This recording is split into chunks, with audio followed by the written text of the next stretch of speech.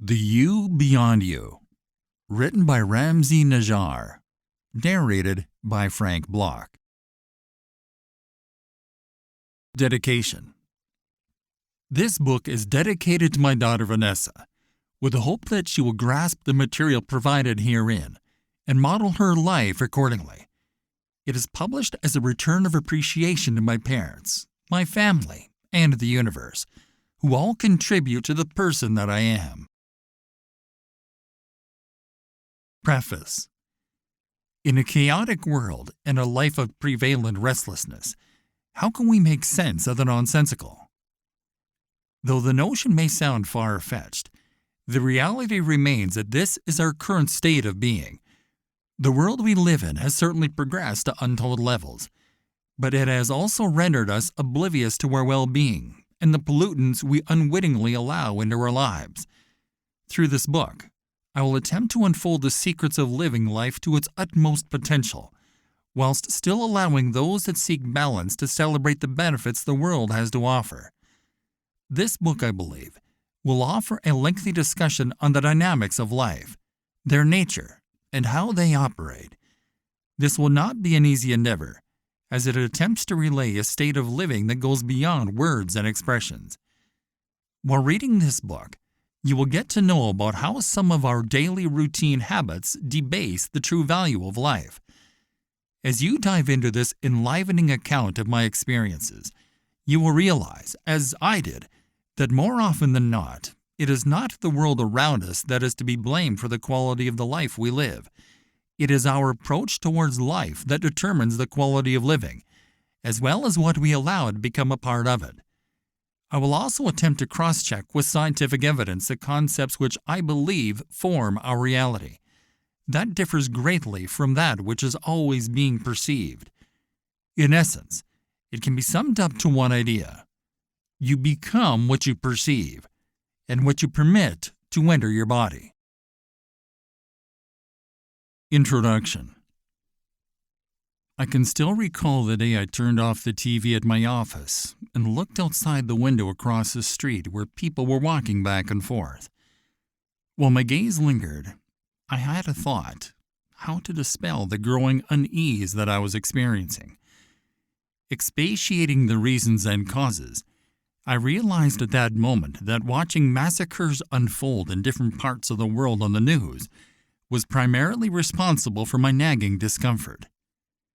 This instilled a prior conviction that the news's negativity was essentially the main contributor to any bleak thoughts or sensations I felt. I returned home, and for the first time, was confronted with how I was living my life.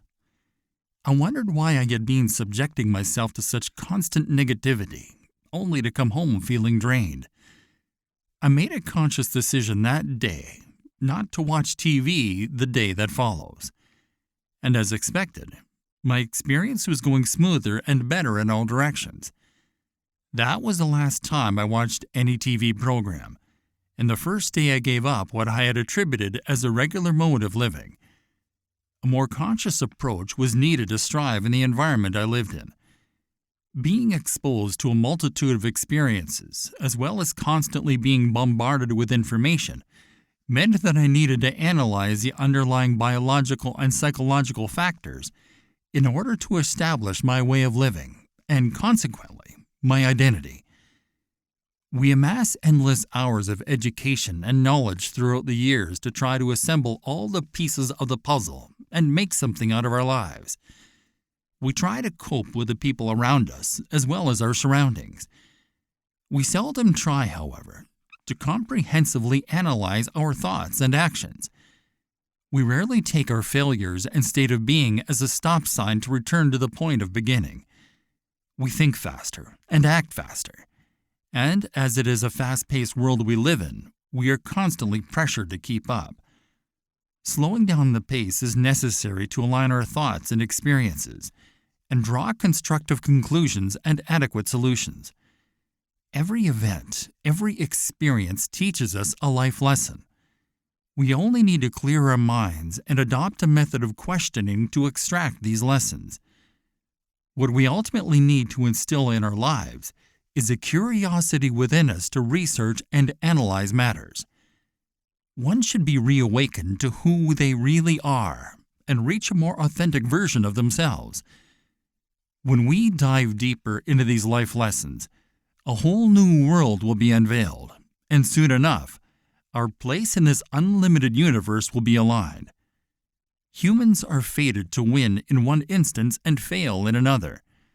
These are rules when getting involved in any life experience, especially if we are tackling new grounds. Our failure determines our persistence. To pick ourselves up and try again is the real driving force behind success.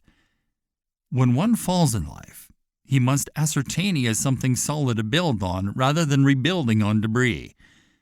Many of us advance through an age without gaining insight into the problems we are faced with. Few of us have grasped that issues happen for a reason, and every situation is a blessing in itself. This can only be understood if one analyzes recent occurrences for as long as it is required to draw adequate conclusions and move on. Determining life lessons on the spot is an impossibility. The best method to learn the most from it is to relinquish the thought of it with faith that is for one's best interest. As life goes through different phases, it leaves us little clues here and there that allow us to extract the hidden meanings. The greatest lesson I learned so far is that what is most important is not the problem itself, but rather what I was going to do about it. Reality exists within us, and so does prosperity, abundance, happiness, and success. However, we have learned to lead a life of limitation, expecting only validation from the outside. Stuck in the social framework and idiosyncratic constructs, we lead very restricted lives, not allowing ourselves to become truly aware of this fact. Governments, societies, teachings, and our families have all set boundaries for us, which keep us entangled. We are currently living our lives on survival mode, thus in fight or flight modes. This mental state's virulence results in consequent aggression, chaos, and uncertainty that only leads us to unpleasantness and always feeling like something is missing. The quantity of information we are bombarded with, both positive or negative, is overflooding our minds with pictures and outside stimuli from all sides, irrespective of what we wish for and the direction we choose to take. Whilst the desire to take our life in a given order exists, our brain is confused by the external factors that offer a wide array of choices that get registered in our unconscious mind. We wander thus through life, living it unconsciously, and expect a better outcome for our future. We have become machines of 220 volts that are plugged into a 440-volt power supply. Consequently, disaster ensues. Only a few of us are able to unlock and benefit from the power of mental clarity. Single-mindedness, singular focus, clarity of perception, and freedom of thought are the true gifts for successful living. The reality is that we are enslaving ourselves and holding our capabilities hostage. Our body and passive mind that act as captors. We are trapped in the illusion of mindful freedom. This is a mirage when we are actually subjected to a stream of preconditioning from all corners to the extent that we are unable to realize how constrained our perspective has become. It is only by breaking free of this conditioning and unwillingly amassed bad habits that we can nurture curiosity and learning. This childlike curiosity enables us to fully achieve what we seek to accomplish. No one should expect the caged lion to rule the jungle. Creating giant tornadoes around us and regularly jumping in and out of them through a multitude of actions is not the solution. What we need to establish is a path that we can abide by. We can either decide to actively lead more positive lives and remove all external stimuli, or remain conditioned to our misery. A joyful life is built, not won in a competition. There are rules for leading a good life, and rules mean preventing bad habits and desires. Being torn between what we desire and what we want is a heavy burden. It is a truck loaded with more than its capacity going nowhere. How do we win? One must first unload the necessary carriage and achieve psychological maneuverability. These conflicting scenarios have transformed many of us into materialistic, self-centered individuals that are only concerned about their well-being. We are unaware of the environment we strive in. We do not really grasp the fact that society also plays a significant role in our lives. Reciprocity is essential. Before receiving, one should give. Nothing comes to us if we do not give an amount of it before. Accordingly, one must begin by implementing the logic of giving before receiving. In life, the majority of us only expect to receive. We have become conditioned to only giving when receiving. However, no man is an island entire of itself. If we did, we wouldn't be subjected to any societal pressure. Alone on this island, success and happiness wouldn't matter. But when it comes to the lives we are leading, happiness, sadly, isn't achieved naturally. The idea of constantly comparing ourselves to others compels us to feel like something is missing, especially that the exposure to social media, where everyone pictures himself at his best, is widening. We must concede to success, and all significant states of being have no value unless we share them with those around us. Thinking about our success and well-being is something that comes naturally.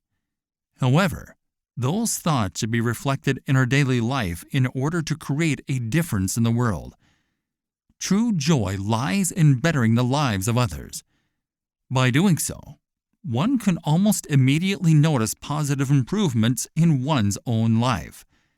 The more we fail to notice this chain of events, the harder it would be to mark our personal growth as we narrow our social interactions against our own human nature. The world around us has been scaled down to people hiding behind their phones. While all this relatively new technology is an essential means of communication and learning, it restricts our perspectives to narrow our existence pathways. This acts adversely in limiting our vision and true potential. We have, in many ways, disregarded connectivity amongst real people around us and have chosen to interact instead with those behind screens. This mode of living has resulted in the creation of a world of images. We unwittingly elevate bubbles around ourselves, ultimately rendering our lives into prisons and concentration camps, managed by our ingrained thinking patterns. With a constant feeling of emptiness, we eventually realize how shallow our lives have become. We should develop a need for deeper interactions with the other. Some remain impervious and maintain this pattern of living.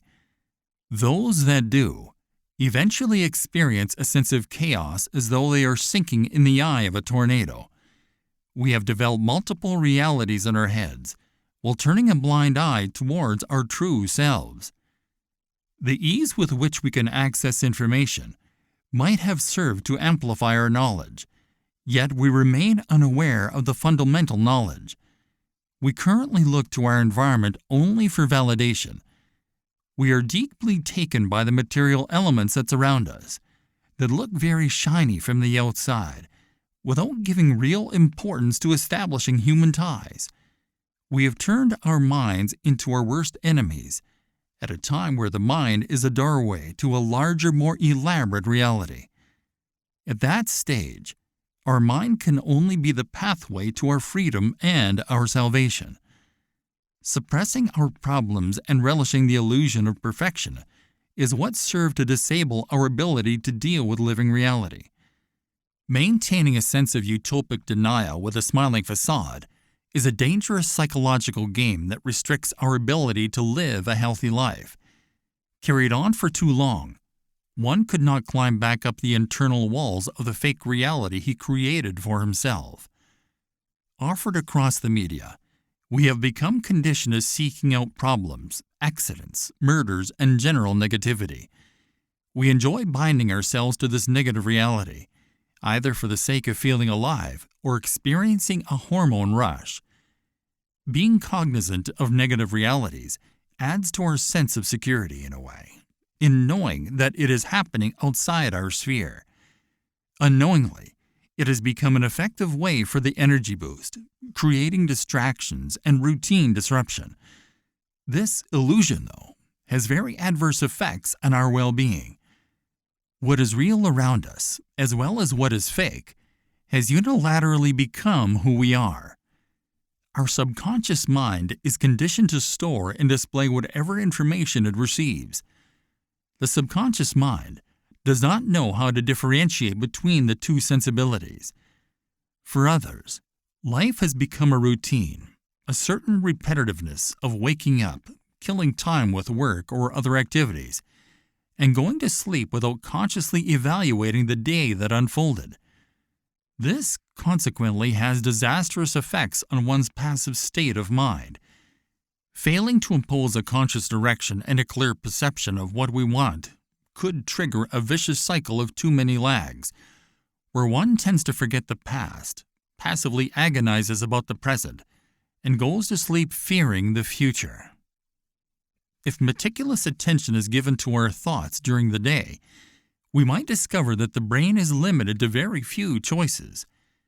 We mainly focus on our daily tasks, problems, and consider this to be the norm by way of habituation without paying attention to our capabilities and set of skills.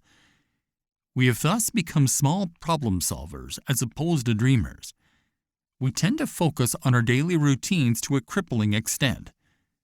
The multitude of daily events and the fast-track life we are all leading creates a constant feeling of unease, fear, and remorse. The negative externalities in our daily lives impacts our biological, spiritual, and psychological stability. We become more and more distant from our true purpose and are carried away to create our tailored illusions. This transforms into swamps where we drown in our negative thoughts, constantly wondering why life is so difficult, forgetting that we only need to swim to get to shore. The constant inflation and deflation of the bubbles we live in, based on our everyday experiences and circumstances, and the negativity we are being subjected to, are shaping our characters, attitudes, and values. We therefore have unwillingly already surrendered to the programming of limitation, whereby success is an impossibility. We thus aimlessly wander in circles, instead of reaching our goals head-on. We have placed point A, our attitudes, inside one circle, and point B, our goals and objectives, in another circle. Our brain is unable to grasp the existence of point B, or anything besides the circle we find ourselves in. Most of us are living in comfort zones, not even psychologically allowing ourselves to explore the possibility of what really exists on the other side. We have preconditioned our brains to maintain our status just below our imagined breaking points, at a time where breaking points do not exist. In effect, the possibilities available for us are unlimited. Once we decide to get out of our swamp and aim at a real direction in life, everything would become possible. It is sometimes worth stepping back for several days in order to determine where one has reached in his life, what he has accomplished thus far, and what he would like to amend. When I personally embarked on that journey, I realized that my life isn't at 1% of what I wanted it to be. I had taken too many paths rather than focusing on fewer productive ones. Thus, I decided to begin organizing my life and to set specific goals. Exercise is always a good starting point, as it eases the pressure of the mind. Soon after, I discovered that my body wasn't responding as it should. My second goal was to jot down all that comes to mind and to revisit them later. At a glance, I could see that negativity prevailed, and that constituted a real shock. Still, the worst was the realization that what I thought I knew, I in fact knew only on a superficial level. To gain knowledge up to this point, I mainly relied on my personal experiences, work, random discussions, and what reaches me on social media. It is then that I realized I needed a complete overhaul of my entire life, my body, and my mind. Chapter 1: Body Pollution. Returning to exercise was paramount. It was the most difficult beginning, as my body lacked the stamina it used to possess. My body became so accustomed to my lack of movement that any effort became uncomfortable. My body had gathered fat in places, and it weighed down on my movements. My breaths became shorter, which is something I hadn't expected to experience at my age. After some time, I began experiencing a lack of power in my entire body, and I realized the efforts needed to be slow and incremental. It seemed like my body's memory of what I was able to perform was still there. The power, however, was not. I was certain I was able to do better. So, I decided to commit to the exercise schedule I had set, no matter what it took. Two things made me uneasy. The first, how my body had weakened, and the second, why I was still stuck in the thought that I could still accomplish what I used to. I had already decided that any doubts needed to be addressed at length, and to understand the why. As such, no thought would be left unattended. A window opens, and unless you act on it instantaneously, it may close again. So I either wrote down what I wanted to know more about from the ideas that came to my mind to investigate them later, or I researched the steps behind my thinking process on the spot. Within this framework, I was able to access knowledge that I had previously ignored. I discovered the main elements I had to address were my old imprinted memories, and my weakness that I thought food certainly had to do with it. Within this fast-paced world that we live in, food has also gained in speed, as we rely heavily on fast food. We have little time to eat, and if we do eat, it is prepared speedily, so we can return expeditiously to our place of work or activities. As such, we are constantly subjected to body pollutants through our food intake. The food industry has become a world in itself and caters to serve an ever-increasing population. This has resulted in a lower quality of food. Very few of us have time to prepare our own meals. As such, the majority of the population eats heavily processed prepackaged foods. Today, the food industry intentionally or unintentionally hooks its consumers on addictions to foods such as sugar. The majority of the food today is produced by 10 to 15 big food conglomerates that control around 80% of the industry. As such, whatever those companies choose to insert in their production chain ultimately gets transferred into our body. Sugar is a highly addictive chemical, and some studies suggest that it is more addictive than cocaine. However, it is often added to approximately all food products to enhance flavor and build the addiction. Sugar produce is added to almost everything that we eat. Currently, it is being used across the board, irrespective of whether we should find it in these products or not. The devastating effects of sugar are very well documented. It is often considered the root cause of most diseases. Sugar is a primary nutrient for all kinds of parasites and bacteria in the body. One cannot conceive of its dangers unless one tracks its initiative process. Parasites can be introduced to the body by any means, including raw food, contaminated food, or water.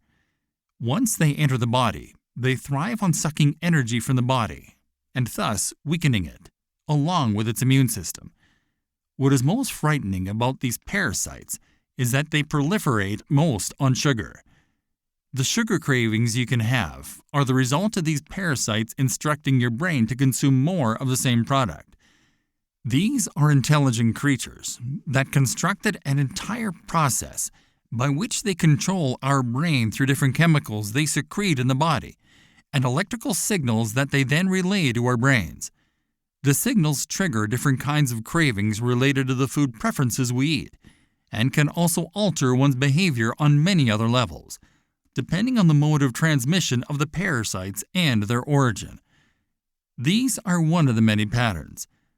Some people often find themselves craving certain foods or behaving in a certain way due to a specific type of parasite present in the body.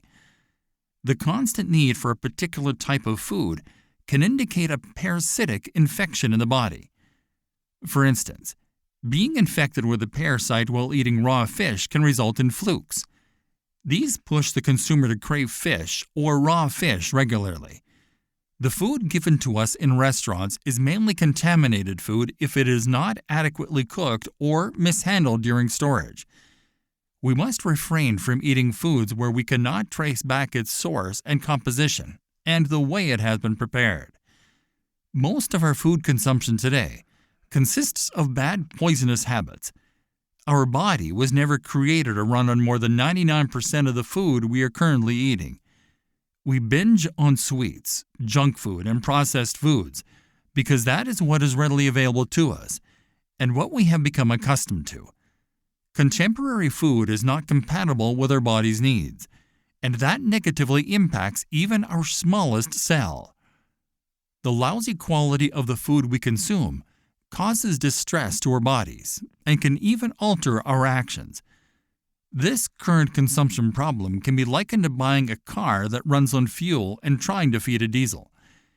We have become a blind consumable nation directed by programming, advertisements, and laziness, even in our food choices. This is creating a weakness in our bodies and blurriness in our minds.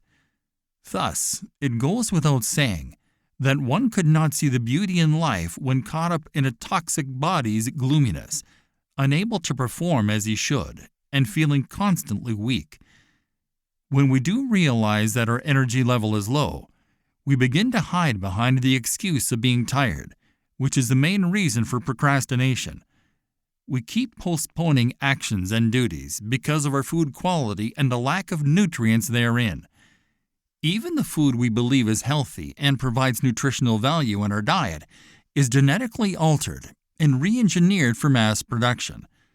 Moreover, we are fed chemicals of all sorts, pesticides and hormones in large quantities, and all of these are harmful to our body, organs, cells, and general well-being.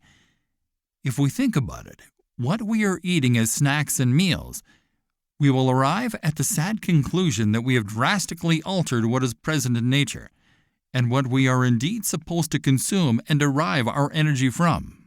And thus, we are transforming ourselves into less effective humans. We have grown accustomed to many unnatural products filled with sugars and carbohydrates, and developed an addiction to them, and use them as our fuel. Generally speaking, the food that we ingest alters the flow of electricity in us by increasing or decreasing the acidity levels in our bodies, depending on how nutritious, fresh, and clean or otherwise, how contaminated, inadequate, and modified or polluted it is. Any imbalance increasing the acidity levels leads to a long list of diseases.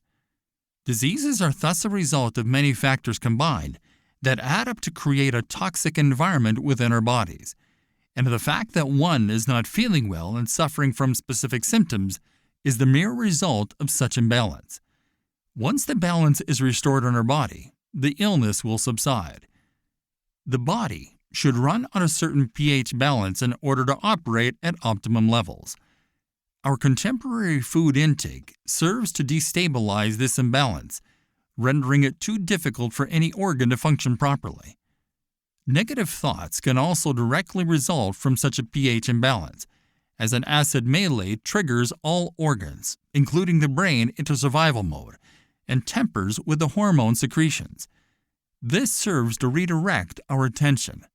Moreover, illegal and legal drug intake has increased dramatically over the years. It is globally estimated that 500 million people use illicit drugs as per studies, ranging from cannabis to opioids. These are rough estimates I researched on Google, and I believe the numbers could be higher, which is alarming. Whether prescribed or non-prescribed, there is an alarming number of people trying to deal with personal health unease and restlessness in their bodies and minds across the globe. If we also take into account all people who use drugs for pleasure, or those who use drugs as medicine, the numbers would be staggering. In effect, we could notice that we are a population living on toxic chemicals. All medicines have a range of side effects. Whether their primary degree of success mainly depends on the placebo effect. The placebo effect is a healing mechanism the body naturally initiates when taking any pill, irrespective of its composition. Even drugs made of starch could heal us by just believing that we are taking medicine alone. A significant part of the medicine we are consuming is useless because, in most cases, it is not the medication that heals, rather the psychological comfort of taking it. Our body and mainly our mind are very effective at healing disease. Thus, we should try as much as possible to reduce the drug intake to avoid the side effects of pills. In effect, we're mostly poisoning our bodies more for no reason, at a time when healing is within our reach in more natural and direct ways. Much of the elements we take in are unsuitable for our bodies. They create all kinds of inflammations that stress our immune system and leaves it in constant shock, where the body doesn't know where to start healing first. Thus, our food intake, which contains a large spectrum of harmful bacteria and parasites that reproduce in the body, and chemicals such as medicines that destabilize the good bacteria levels in us, are all leading to body poisoning and addictions. They either release addictive toxins in our system or allow the flourishment of harmful organisms that affect our general health and well-being. This can lead to a significant shift in our regulatory behavior and thinking process, as the memory on the cellular level relinquishes control to this imbalance and to parasites, which often, their level of reproduction is so swift that it can become a life-threatening problem. The systematic invasion of the entire body, including the brain, weakens the immune system further. The parasites then bind to organs and cells and communicate their genetic codes to the cells, and thus the organs proliferate and continue feeding on us. Paying attention to whatever goes into our body is not something to be taken lightly. We should treat it with respect, care, and total commitment in choosing what to eat and where to eat it, what chemicals we allow in, or what not to. We need to protect our vessel that permits us to live these experiences. One should keep in mind that whatever he lets in becomes him. If we ingest an apple or drink water or coffee, it gets turned into our body. Therefore, we must pay less attention to the marketing aspect of all products and pay more attention to the quality of what we generally consume, being whatever nature. Chapter 2. Mind Pollution. Our brain is an essential part of our body. It is the ultimate organizer and reader of all internal organs, and the principal organ that keeps all internal operations working correctly. The brain relies mainly on food to keep up with the daily internal activities in the body and our everyday functions. Thus, having a healthy body is a critical factor in having a more relaxed, powerful, and practical mind. All the creativity in this world, and all that will ever happen, all inventions, productions, and innovations, are a direct result of our mind set in motion. The power of our mind is unlimited and beyond imagination. What currently exists and what has taken place in our reality so far results from our collective desires, thoughts, and actions accumulated throughout history. Desire, which in general is an unconscious state of mind, acts as the primary generator of thoughts and actions that motivate our reality. This is the process through which what does not exist thrives to become real and paralleled our efforts. Thus, what exists cannot become what it is without thought and action.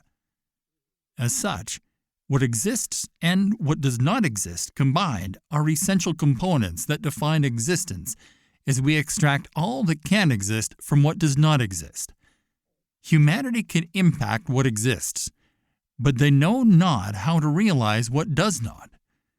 The importance of our human mind, which is responsible for our thoughts, is that it is the only way by which we can turn what does not exist into the first stage of its existence. The more fruitful and goal-oriented our thoughts are, the higher we can advance in the realm of our reality. As a result of our thoughts, actions constitute energy, and the more actions we are willing to take, the more torque this adds to this circle of life. Collective consciousness is like in the example of an electric circuit, where we increase the voltage by adding more electrons to it, or reduce it to null by removing electrons. Actions need sustainability to keep the flow ongoing, even at the minor individual level. We are all formed from the same genes, an approximate number of cells. Thus, we are all identical in nature. However, people's thoughts and actions differ across humanity. Some lean more towards thoughts, while others rely entirely on actions, while some others depend on both. Personality disorders and emotional complexes are on the rise, as we are misusing the power of desire, thought, and action hierarchy. We are dimming the light on conscious desire and limiting our thinking process. As a result, actions are becoming more chaotic, as they are driven by pure impulsiveness. Thoughts that serve to regulate and filter desires are becoming products that are cast on the shelf, with our actions now reflecting our lack of desire or spontaneity. The problem is that most of us are made to think horizontally through little planning. We are driven to limit ourselves to our surroundings, and are thus unable to operate at optimum levels. We have been transformed into a society of mass consumers of all kinds, including thoughts. The problem is that whether this is intentional or not, it is imposed on our current way of life. The ability to properly operate in life and reach where we aim to reach relies purely on the mind. Not only on the mind, but rather on the purity of our mind. The mind has two sides to maintain, the biological and the thought process. We will elaborate on the latter in this chapter. Mental health and the reorganization of our thoughts and desires in the action pyramid are essential for our fruitful advancement towards expansion rather than regression. Today, however, the rise in the number of borderline personalities, from narcissists to sociopaths, and many other types of mental illnesses, is due to this lack of organization. These illnesses are either rooted biologically or are mental disorders related to how the mind is conditioned. Mental disorders have several categories: biological or psychological, such as congenital disabilities, DNA defects, and trauma to the brain. However, in most cases they are due to negative mind habituation. Thus, most of these disorders result from our compounded experiences, our thinking mode, and our unconscious negative behaviors. The leading cause of the increase of mental disorders in our present day is exposure to many types of pollutants that affect biology and psychology. Life is becoming increasingly fast and requires more concentration to be able to maneuver. However, our level of focus is decreasing due to the amount of information our brain is constantly bombarded with. People spend more time on TVs and social media, unaware of the danger of having this information stored in the subconscious mind. Subliminal messages intended for marketing and harmful material from all over destructively impact the brain, triggering it to manufacture a virtual world and dimension to our existence. Our subconscious mind that acts as a recorder does not differentiate between what is real and what is not real, and thus keeps playing unconscious ideas on repeat in our minds. This living model serves to create a life of unease, where the line between the real and the imaginary is blurred. This autopilot mode we have switched our minds to has created a new social order, the definition of chaos both on a social and internal level. Thus, what is not real is slowly but consistently becoming our reality, as we have allowed our subconscious to dictate what we should or should not believe. The mental process by which we have built a complex network linked by electric waves has become erratic as the electricity within is channeled in chaos. We have been programmed to a separate frequency, other than the one we were initially created to experience. Thus, the state of our existing world is far removed from what it should be. Whether this new scenario and mind programming is set by some large corporations that control almost all media, from TV channels to social media, is yet to be determined. Regardless, the fact remains that we are being directed towards a path filled with negativity and mind control. The media plays the role of steel bars that act to maintain humanity within set boundaries, serving to reduce our mental abilities to the resolution of menial tasks. We are induced into feelings of personal anguish and torment, and unless we become aware of our existing reality and its negative impact on our lives, we will remain conditioned to our current state of being. Many of us return home at the end of the day, unaware of the source of our unease. We lay on our couches and watch TV, serving only to exacerbate the problem. Being conditioned by our environment is very detrimental to our state of being and threatens the core of our existence. It entails ultimate passivity and unconsciously triggers mental imbalances.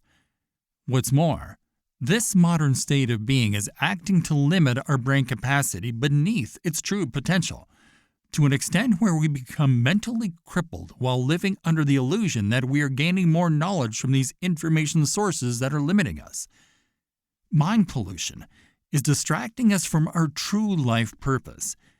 It has resulted in people always seeking to alter their realities to achieve meaning by hiding behind social media profiles and acting from behind masks, which in turn results in more social dissonance and more superficial relationships based on appearances.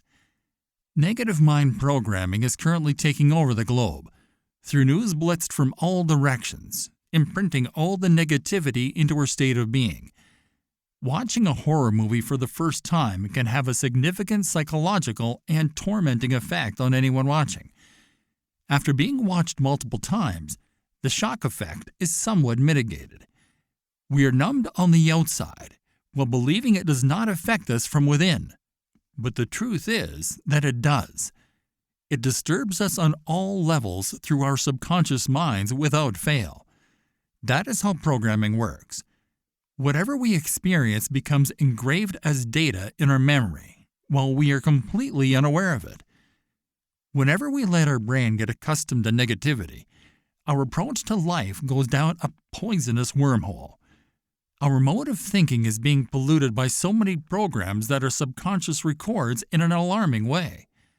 Then, switching on the TV, we realize that most programs are flooded with violent graphic scenes in films and on the news that invade our subconscious and become its sustenance.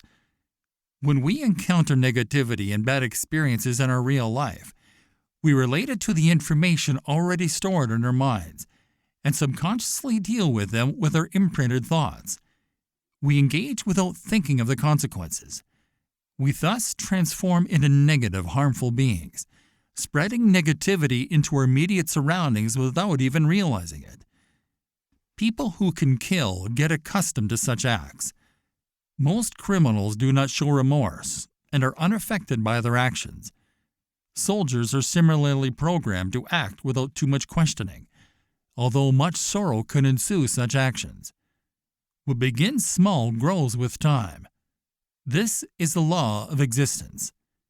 To add more on what is already available and what is already existent. What is there will attract more of its exact nature. Life is a big game of constant accumulation. So even being subjected to the smallest concealed negative externality is awfully impactful. Since we are born, we begin taking on negative behavior patterns and add yet more negativity to them. That can be noticed by watching today's moral degrading standards. Morality is shifting, and in a way, is being degraded, as we become more harmful to others and our surroundings with every coming generation. What was considered before taboo is now fully acceptable. That is dismembering the very foundation of our societies and creates an environment of unease in our lives. Was this intentionally created to keep people at bay from the fear of the unknown? What is evident is that the human brain is undoubtedly being subjected to many shocks every day from everywhere. We are living a full-fledged Alice in Wonderland syndrome. News and negativity keep us bound to wrongs by keeping us under the influence of the Stockholm Syndrome. Our reality is being manipulated from what it actually is, to a reality the media wants us to see. Fear, negativity, and abnormal social manners are presented to us daily to the extent that it becomes habitual and ordinary. We thus are currently experiencing our reality through completely unreal life experiences. On the conscious level, things are confused, with no set of directions, where we try to always to seek any outlet to escape it, which is confusing based on the desperation this carries. People seem to have invested so much into their misery on physical and psychological levels without even realizing it, to the extent that they feel they cannot return to the point of equilibrium, no matter how many times they attempt to. Overhauling one's entire life can be a daunting task, but we can easily accomplish that once it becomes a conviction and we become aware that it is a must-do. It just needs to be taken on, one part at a time, with consistency and resilience. Chapter 3. Restoring our body and mind. We have become a melting pot of negativity, accumulating bad habits and bad food, yet we essentially remain optimistic dreamers. We want to have it all in life: fortune, happiness, good health, and prosperity. Everyone dreams of becoming a well-established individual. Many of us believe we can, but can is not is. Can is a possibility that needs to manifest itself to become concrete. When drowning in a sea of chaos, nothing can work in our favor. Universal laws cannot prosper under such toxic environments. Everything in life is based on laws, and those laws are in turn based on sets of rules that demand a level of organization and respect. One cannot have an ill body, a toxic mind suffering both internally on the most microcell level and externally on most of their interactions, and decide just to show up and ask the universe on a moment of despair for things to improve. Goals need to be built on incrementally. For things to change, we must begin by changing our approach. From the beginning of our existence, and for the rest of our lives, we expect to achieve only happiness. But we often forget that reaching happiness requires much work on both the physical and psychological levels. Happiness demands implementing behavioral changes and maintenance habits that can enrich us and allow a life of positivity to flourish. To change, one must imagine himself rebirth the moment he decides to alter his life. As such, we need to treat ourselves with as much compassion as possible and be merciful to ourselves to achieve success.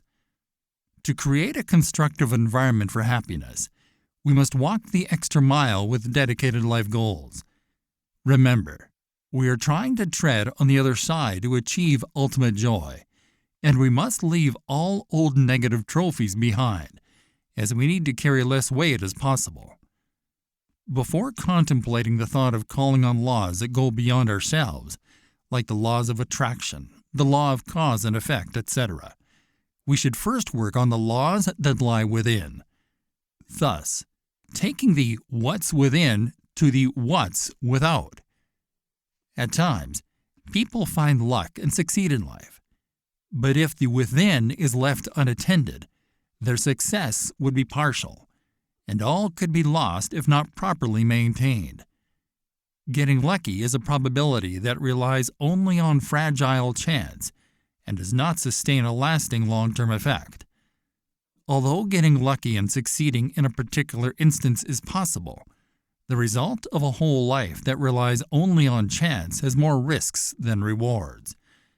While some might be born into a wealthy family, having caring parents, and have access to whatever they desire. This does not mean that they will go on to lead a life of happiness. The general consensus in today's society is based on feelings of misery and scarcity. We have wielded a hostile world around us and intoxicated ourselves to the extent of numbness. The more fundamental question remains as to our ability to survive in such an environment. To properly operate, we must first implement the right foundations by aligning ourselves internally, then following that externally towards our chosen objective. Once this alignment occurs, proper channels can be established, and the proper flow of energy can synchronize between the inner and outer layers of our being. Take, for instance, a garden. In order to make it beautiful and plant roses, we must first plan out the suitable method for irrigation and make the grounds fertile. We seldom dedicate the same determination to our bodies and minds. Detoxifying the body is lengthy and can sometimes take years or lifetimes, as it is taken in stages. The first stage is to purify the body from all toxic foods, refined carbs, and sugars that we discussed. We begin by cutting out all refined sugars, which can be a daunting task at first. The cravings we subsequently feel are mainly due to parasites that feed on these sugars, calling the substance out, as well as from the addiction our cells build over time through withdrawing energy from the substance. When we deprive parasites or other organisms of their best food, they emit chemicals in our body that then send a message to the brain to demand the substance which is being cut off. That can turn to be a very unpleasant feeling, very hard to overcome. Once we remove sugar or any addictive substance from our diet, we begin to feel less active in the short term, but a lot more energetic in the long run. Our mood will day by day improve, and we will feel refreshed. We are cleaning the body of the killer organisms that we introduced for long in our bodies throughout the years. It is a daunting task that needs much patience. At this stage, one can also consider taking anti-parasitic medication for a brief period to expedite the process and get rid of any lagging health issues. I believe that all human diseases are directly linked to parasites, and the fact that we keep feeding these vermin and consequently create the most favorable environment for bad bacteria to proliferate creates a weakened body, where everything goes wrong from blood pressure to pulse to hormone regulation. In such an environment, our immune system cannot regulate or give cells instructions to fight intruders, and all kinds of diseases can flourish. After cutting out the named pollutants, one could begin revising other components of their diet. The human body was created to work on natural foods. Most of us are feeding it on processed junk, injected with many chemicals. In short, we run our bodies on poison throughout our life and believe that we enjoy it. The process of decontamination requires full commitment and patience. Breaking one addiction at a time is a real but necessary struggle. It can all be achieved with the right mindset. Adding to this, the benefits of including vitamin C supplements and multivitamins in our diet during the cleansing period would also be beneficial. To further offer nutrients to our cells and restore the pH balance in the body when cells reach their correct performance levels, I also suggest taking a tablespoon of sodium bicarbonate in a glass of water early in the morning, as it renders the body alkaline as it should be. Other natural remedies that can also make a big difference in the healing process including turmeric, cloves, and coconut oil. Comprehensively, this approach will boost energy in the short and long term by ridding our bodies of all toxins and foreign bodies. The parasitic overgrowth is the result of our poor daily consumption, and what is weird is that large pharmaceutical companies are also involved in the international arena in the production of unhealthy fast foods that trigger several illnesses. That might leave us wondering. Ridding one's body of these toxins and acquired awareness will prevent future infections and illnesses. We must eat healthy foods, have the energy and time required to research all that we are eating, and lean more towards organic food. Our carbohydrate intake must be cut out or reduced to its minimum, as most carbohydrates available in the market are processed. Nature is our best source of health. Thus, reducing consumption to only natural elements will be most beneficial.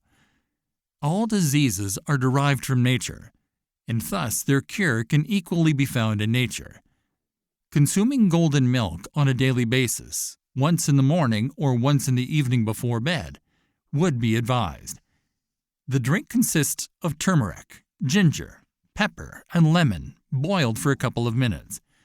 Some people add honey to it and almond milk, but I prefer to add butter, olive oil, and citrus to it with salt. Turmeric and ginger are medicinal plants, not to be taken lightly, and if you do this for a period of time, rest assured that you will never get ill again. It is a natural cure for chronic illnesses, as they both contain natural chemicals that help fight many ailments. However, the benefits of eating right will not show most of the time immediately, as our body has grown accustomed to our previous diet, to the extent that it has become embossed in our cells. Our bodies get used for so long on vibrating at the frequencies these foods offer, upwarding the process into an obsession. Detoxifying for complete healing is a lengthy process that will show its benefits with time. All that is discussed above shows the strong bond between us and what we interact with on a molecular level. The more we eat something, i.e., interact with it by letting it become part of our reality, the more this thing becomes suitable and tolerable to us, regardless if it harms us or not. The process also reveals an exchange of data within us and within our food intake that keeps the bond ongoing.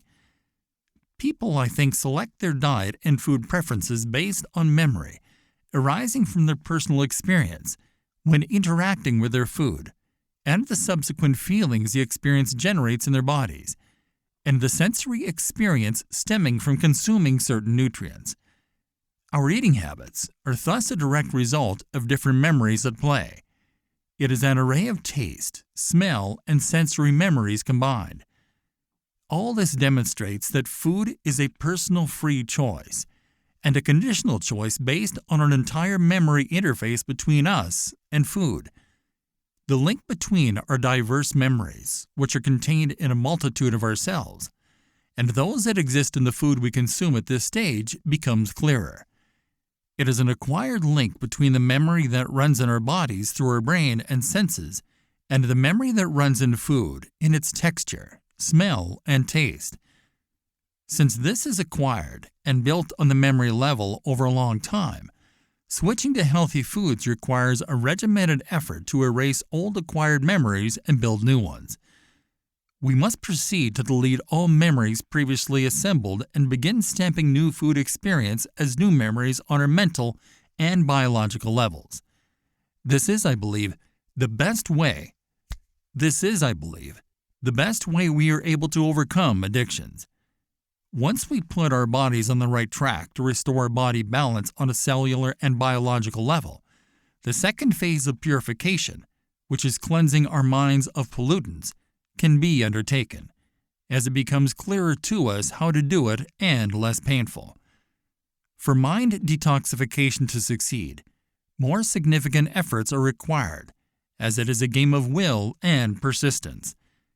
Removing elements of mind toxicity, given how our minds are programmed, is no easy task. It is a tabula rasa process. We have developed over the years powerful addictions that have acted to destroy our ability to prosper and create the life of abundance we so long for.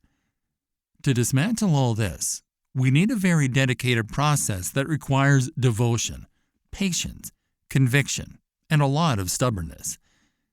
The process begins by filtering all the thoughts that we have allowed to enter our minds. Imagine a physical screen inside your mind that determines the thoughts we let in and those we do not.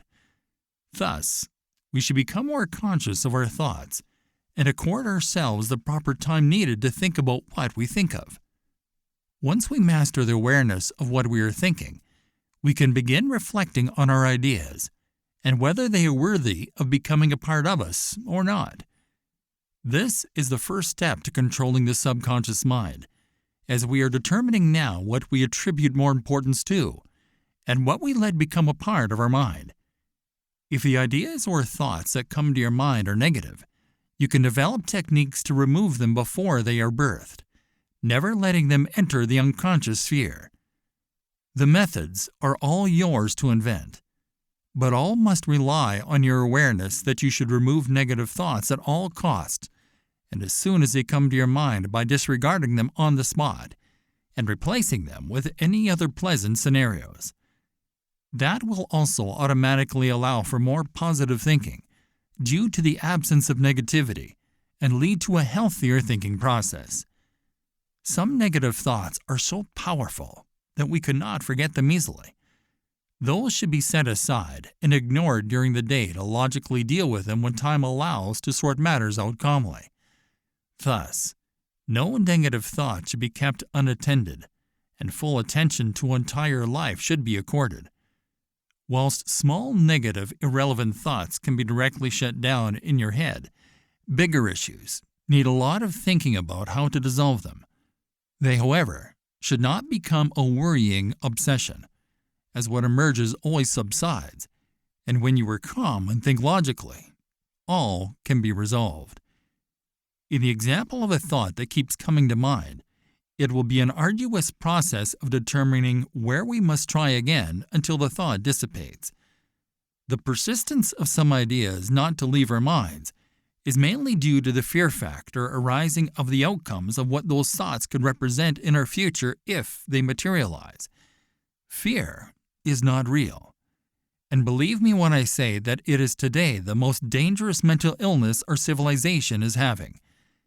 Our fears are all the result of this mass hallucination, driven to us by the negativity from the media, or the result of a lack of knowledge to deal with a certain matter or event.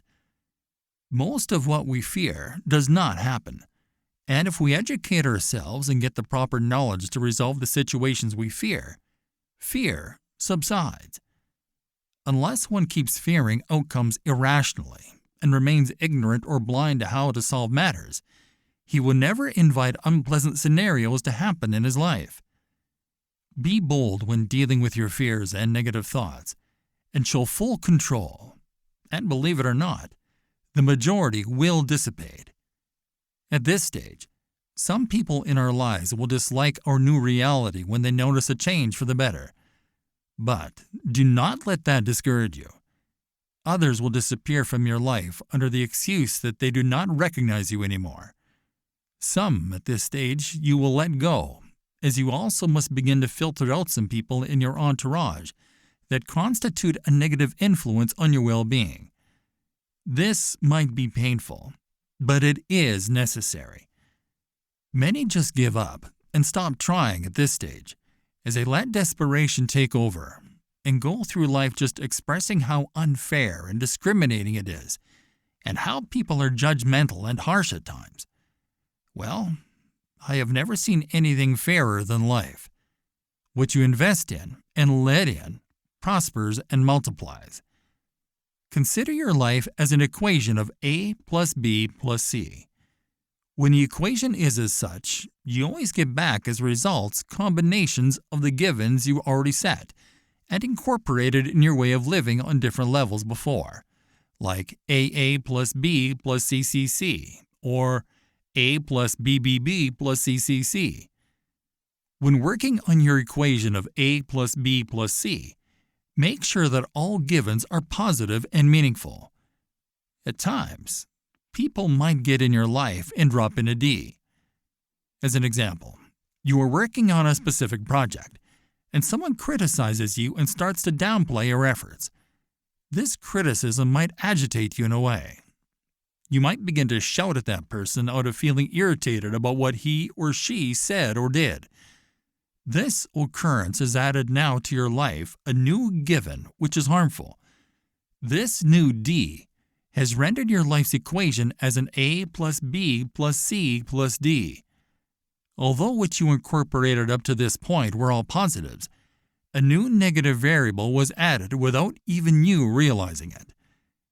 One might argue that this was just a small irrelevant reaction, and I did not start it. It does not count in the who I am, what I want in life equation. Reactions are actions, and everything counts, even the smallest of things.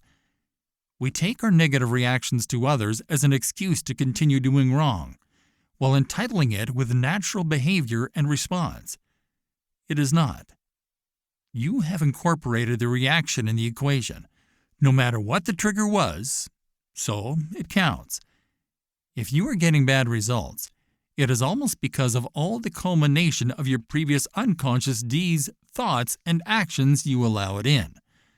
So, check what you are adding as variables objectively and screen your Ds. Cut off anyone or anything that activates your Ds, or just simply change your reaction or find adequate solutions. Even the smallest negative action or thought that you believe does not matter really matters to a very great extent, as it all adds up with time. Accept the bad occurrences and move on. Try your best to look at the bigger picture, regardless of how many pushbacks you face. You have a lot of power in you, more than you can ever imagine. It would help if you refuse to have a limited life and be proactive. It is difficult to initially implement this way of thinking, as it was never part of the unconscious program you have built for yourself in the past, and is a new way to deal with things. But this is for your best interest. One should ultimately reach the conviction that he is an unstoppable being, driven by the good energy because he is. In so doing, the only true friend you can have at this point is you. No one else is capable of aiding you in your efforts. It is a singular path one must take alone. In some instances, this journey can become daunting, but do not let despair take over. Life is ever fair, as you can reap whatever you sow. Stop being angered by the actions of others, because you would be incorporating the anger factor into your life. Stop finding excuses and get to work on yourself. If others make you angry, think more rationally and cut conversations short if they are unproductive. Do not get outraged at anything, especially problems people project on you. People always tend to argue that they are right at showing aggression to others under so many excuses to alleviate culpability. These types of behaviors are not correct and should be stopped. The actions of others should not impact how we choose to treat others. We build our internal programs by repetition within all aspects, from food to thoughts and actions. So, start on your new program. The more you act consciously and in repetition, the more it becomes you. Breaking programmed associations can be difficult, as we consider them against our will, since we originally approved them into our system. However, what is wrong, no matter the pleasure it creates in the short run. One should always keep in mind a set of positive ideas that have special meaning, and use them to fight the negative ideas that automatically pop into his mind. Humans process through their brains between 50,000 to 60,000 thoughts on average per day. Most of them are negative, I believe. Consciously watch what you think of during a single day and see the proof for this. So, you can imagine how much negativity you are subjecting your brain to every day. Multiply that by 365 days, and you get an idea of how much negative thoughts enter our minds every year. Filtering with repetition will slowly become an innate reaction, and you will be screening negative ideas and letting them out, and letting in positive thoughts and ideas unconsciously as life unfolds. Stop blaming your failures on the outside world. To blame shift failure from our side on everything around us is a weakness we should mitigate. Nothing that happens to us internally is a product of what happens on the external level, unless we allow it to become so. Once you take control of your life, your conscious comportment can ultimately change the outside world you live in. When negative things happen, you must learn how to filter them and deal with the situation objectively while remaining detached. That would enhance your thinking mechanism and give you power over any situation, including your weaknesses.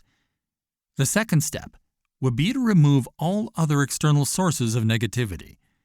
This would include TV, social media, and all other media that relay negative images and ideas to your mind without you being able to control its impact. If you do not realize and become aware of how to use these tools in a conscious, positive manner in your life, never attend to these again. When you are done with the process of clearing all body and mind pollutants from your life, you are back into operational mode. And then around 50 trillion cells in your body can work properly once again. Your power, whether mental or physical, will be restored.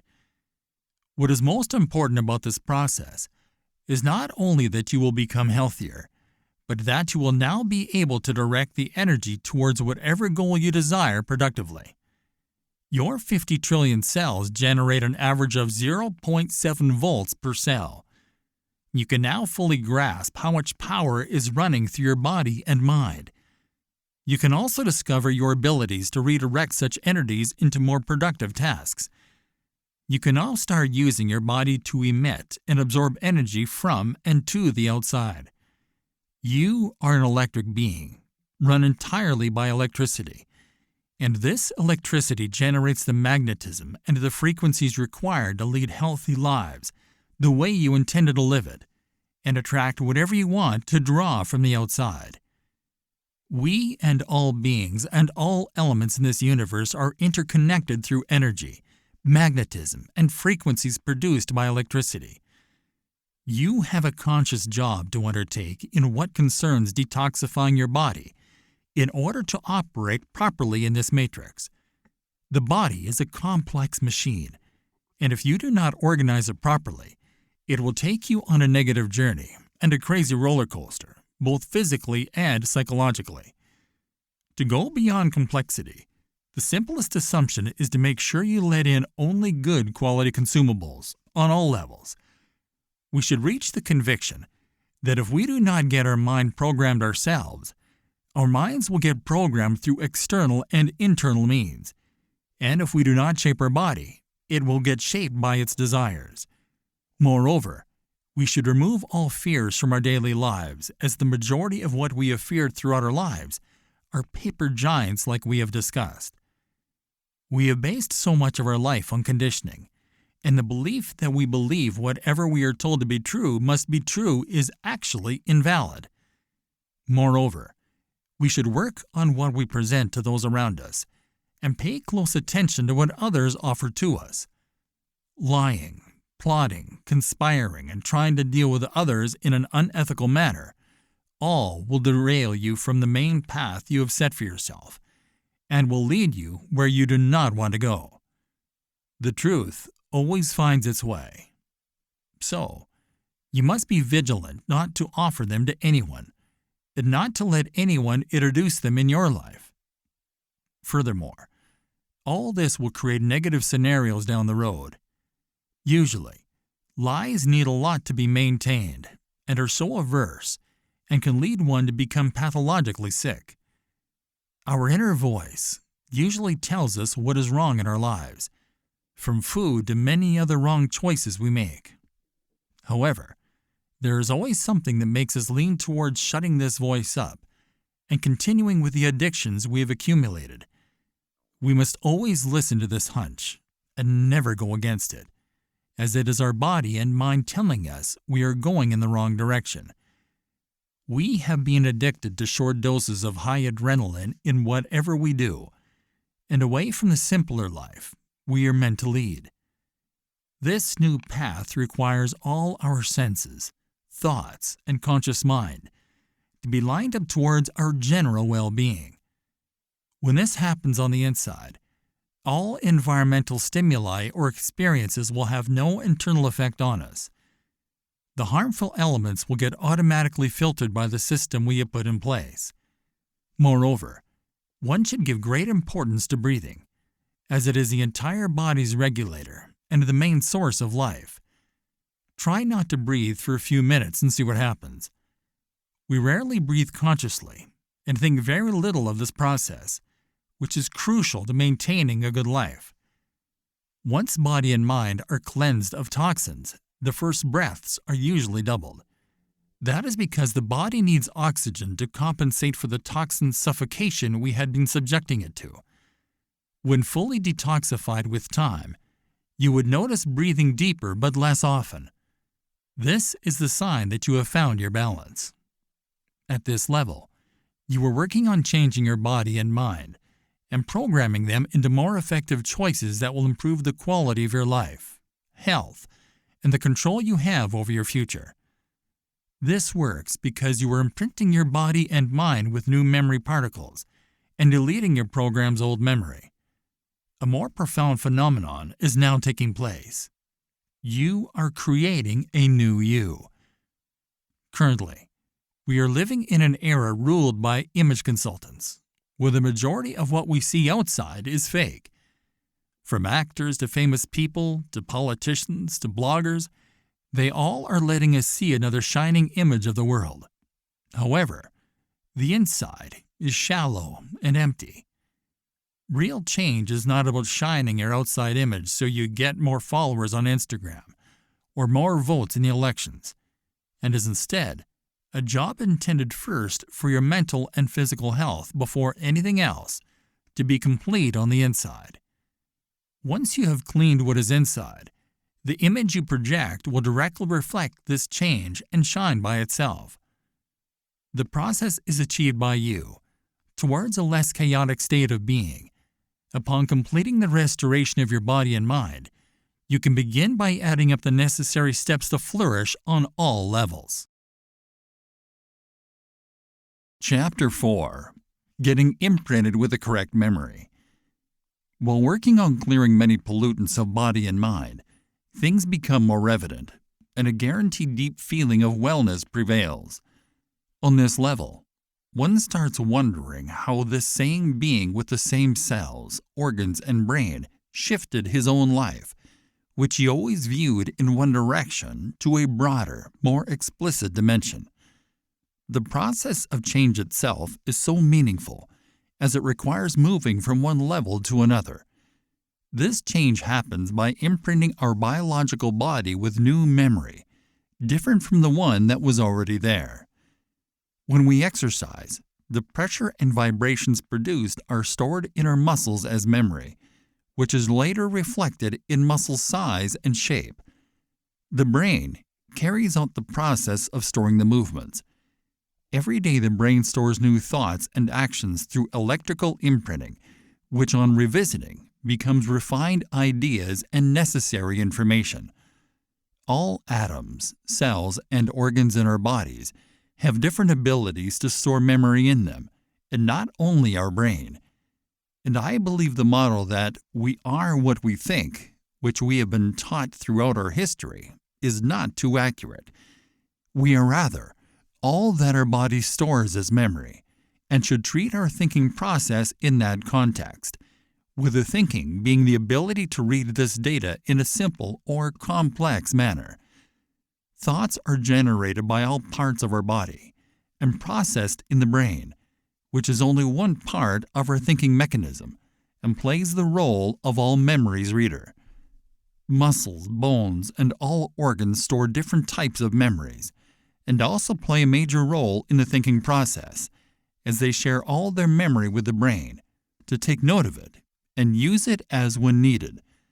Our brain cannot work as is unless connected through electricity to all our cells. The brain exchanges information back and forth, transfers it to the destined cells, making sure the sensed information is stored and shared with the destined cell.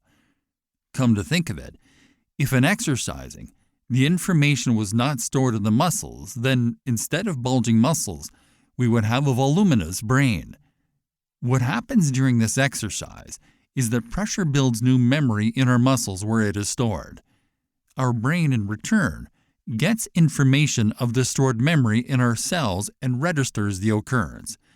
Thus, in this example, memory is stored in the muscles and brain.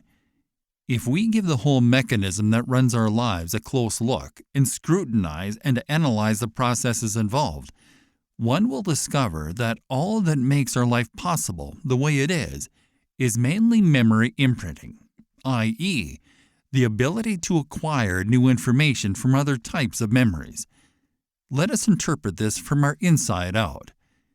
Imagine we wake up one day having lost all memory related to what happened in our life or in our world, and not a single memory of who we are. What would that feel like? One can try to imagine himself in that situation for a while. We would not even notice that we can even start remembering what we know, as we will not even remember that we know anything. Even if we keep the rest of our life thinking and scratching our brain, we will never be able to reach anywhere with our memory and information-depleted brain. Existence will have no meaning, and we would not even know that we exist, as we will have no memory of anything that exists. Our existence's mere reality lies in our body having memory storage abilities that can be modified by accumulation, and this storage is the constituent of everything within, in different forms, shapes, and with different roles, and is modeled and directed unconsciously or consciously on several levels. That is what creates the ability to wake up every day and continue from where we left the previous day, as all is stored from the first atom to the whole of the body. Now imagine on another level that one day our cells and organs lose the data and memory stored in them, and as did the atoms contained therein, both on the genetic memory level or the sensory memory level.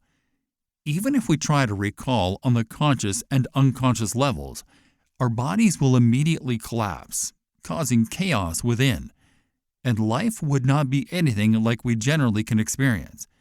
We can vanish on the spot. Therefore, this embossing process on the atoms and cells level with genetic memory mainly, which is unconscious, and other sensory memories on top, which are conscious, is essential for our existence, and these atoms being part of a bigger mechanism, which is the molecules, have two levels of memory exchange, one on the level of the atom, and the second on the molecular level. This hierarchy goes on as such in the body on all levels. This storage and imprinting process is the motor of life across all our universe, as it allows the storage and exchange of all information between everything that exists. The exchange of memory throughout our bodies can take many forms, depending on the experiences, knowledge, events, skills, or repetition. It varies from genetic to sensory, implicit, explicit, declarative, procedural, episodic, semantic, and inwards and outwards imprinting. But these are partial definitions of what memory is, as memory cannot be divided into categories, as it remains in essence the same with the different data. What can be segregated, though, is the information stored within. Memory storage we will refer to as particles, as they are tiny unseen particles that go senseless to us, are like a sponge and mirror simultaneously, and are physical rather than abstract. Thus, they exchange information by binding to each other on all existence levels. Our muscles, for instance, store procedural information when we exercise. The more exercises we do, the more we increase the information in basic memory. It in turn generates different categories of memories, which are extracted from the procedural memory. Thus, the particles in our muscle suck the particles in the vibration from exercise and keep it in the muscle, where it becomes a part of it by binding to it. Information needs storage and a place to be saved. The storage is everywhere, as these particles constitute everything, and are information magnets and reservoirs. They gather to form additional storage, and disperse to join other particles based on vibrations they are subjected to in the body. However, they are also present in preset packages like atoms, which are organized programming of memory particles, set at higher levels of existence than ours. Several types of frequencies and vibrations can lead to two or more particles binding and start imprinting each other. The gained information is either summed up on top of available information or achieves domination over total imprinting of the other, overriding other memory information, depending on the level of vibration. Thus, at the source of existence, settles at our level of existence cannot be overridden with any existing strong memory, as the first imprinting is much vigorous than the acquired one. Genetic memory is imprinted on top of existing memory in particles, which can also be imprinted on top of any information we desire. Let us take the physical exercise we have done before. Memory arising from the vibration due to pressure was added to the existing genetic memory already in the cell, which determines the atoms of muscle, cell shape, and quantity, which are all by turn imprinted on memory from the source which constitutes the storage particles. The genetic memory was imprinted by accumulating sensory memory on top, thus stay at a genetic memory, and accumulates other weaker memories only being sensory. Full overriding can only occur either at the same level of imprinting only, i.e., genetic can override genetic, sensory can override sensory, or a higher memory overriding a lower, such as genetic overriding sensory. Therefore, when we were earlier reducing the toxicity in our body and mind and filtering negativity, we unconsciously initiated the process of imprinting a better person's memories. While shifting to better ideas, judgments, foods, and body fuel, we overrode the person we were by adding new memories on top of all existing memories and overriding some. As one can realize at a later stage, this process of imprinting is planting new seeds in very fertile ground. The seeds we now plant grow into an abundant crop, as it is of better quality than the ones we used to plant before. We are all sowers and reapers without even realizing it. This actuality is always accurate, that we always reap what we sow. If one analyzes his life objectively at any moment, he could easily realize that what is at present is a direct result of what he previously planted and worked on accumulating. Like muscles that gain new memory by exercising, our thoughts, and consequently our actions, hold the seeds for our future. Sooner or later, we can see them multiply, defining our life. This mental imprinting can take place in all our bodies to different extents, from the smallest atom to the biggest thought we may have. When we were eating better quality foods, particles in this food turned into us. Thus, we end up having better quality cells formed out of better particles. The same goes for our minds when we store new and more positive, fruitful ideas. So we fully run on whatever information and any type of particles we let in on different levels in our life throughout our existence. When we eat a certain food, we do not just acquire nutrients, we also acquire atoms and the information contained therein. The information-holding atoms make all the difference in the kinds of foods we consume and how it affects us. An avocado, for instance, decomposes into smaller nutrients such as fat, proteins, and carbohydrates when eaten. These nutrients, in turn, further decompose into vitamins and amino acids. It further decomposes to the level required by our body and absorbed by our body until it reaches the basic pure memory particles level that we are not aware of. The imprinting of the apple we ate stays until these particles join other memory particles in our body. These particles exchange information that is already available in our body's genetic memories, and the banana, being the weaker memory between it and our body, becomes us. Moreover, when we watch a movie or hear the news, memory particles are carried over to us through light or sound waves and stored in our body's adequate parts. These memory particles are transported by electricity, a medium for our eyes, to the brain, from where it is sent to the right storage place, where it becomes part of us. A part from it could be stored in our brain, and other parts in other areas of our body, depending on the information these particles carry.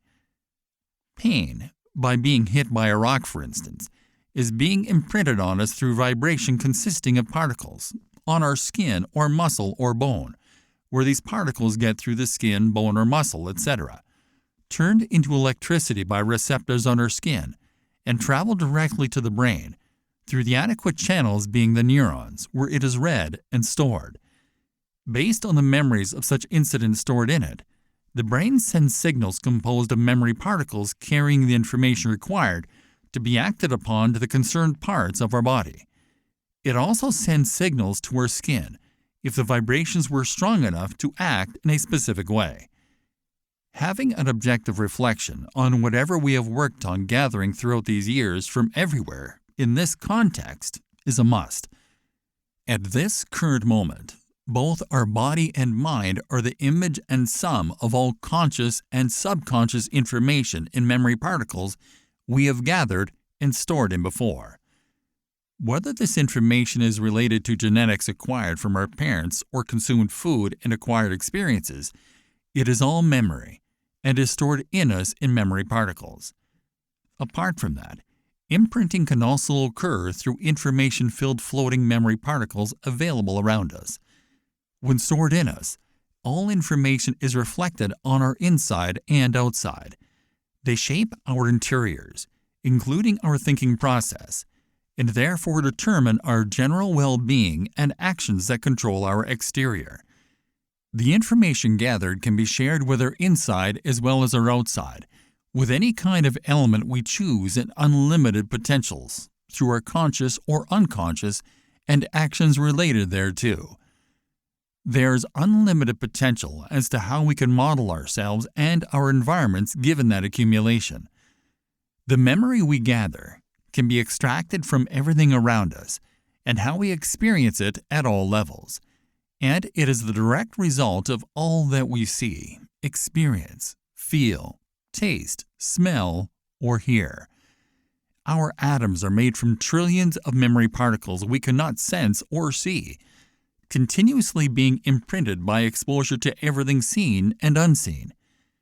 When the imprinting of newly acquired information happens on top of existing prior memories like atoms, cells, organs, or our whole body, and further accumulation occurs, the larger the memory association will become, and the higher the directed purpose could be.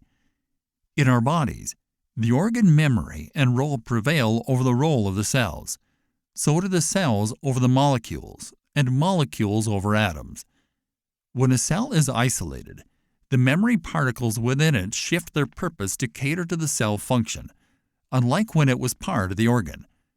Still, when the cell is a part of an organ, the particles within are to maintain the cell working correctly, but are directed to a larger extent to serve the bigger association purpose, which is the organ. That is because vibrations at the higher levels keep all that is below vibration-wise aligned. The power of pure memory available in us and our environment is that it can be turned back and forth to and from frequency to send it across the same channels we receive it by. It is sent in the form of vibrations, frequencies, and electricity. It could happen horizontally in our social environment through different means and mechanisms in our brain. One of them is thought. One materialization of this is speaking, which is a vertical emission of this memory to imprint other memories on the same level. The more we understand this memory concept, which forms us and everything around us on the whole existence level, the more proper channels we can build. These channels then transfer more information between the entire universe and us, depending on the signal's strength. The better the signal, the better our outside imprinting will be. At a certain level of consciousness, one can easily detract more quality-free particle memory from his environment and use it for his good. The environment is not referred to as only nature. Nature is a big part of our environment. At our existence level, it refers to everything, including the unseen, which is often regarded as emptiness and nothingness. Emptiness is material, and it exists in a form we cannot sense, and is filled with the purest forms of memory particles of higher imprinting from the source, which we cannot read, but which is connected to everything in what we can sense. This channeling and feeling connected to everything we refer to as faith, love, and empathy are all physical and are the direct exchange of particles between the various recipients, entities, objects, beings, and us. The purer this connection is, and the more frequently we stay aware and conscious of it, the more the possibilities will be to access even higher memories with higher imprinting at different existence levels, and attracts them to us to alter our internal memory through external memory in ways we never thought we would be able to reach, thus allowing us to elevate our energy and be in harmony within as well as without. The more relevant the memory we store, the more memory from this memory can be generated, and the more knowledge we could gain by building on this relevancy. This also goes for any material or element which exists in this world to lower or higher extents. This depends on how much memory ability these entities can use to store, model, or generate. What gives us humans an edge on everything else, including other living animals, is our ability to accumulate memory in more considerable quantities, and the more advanced reader of this memory we possess.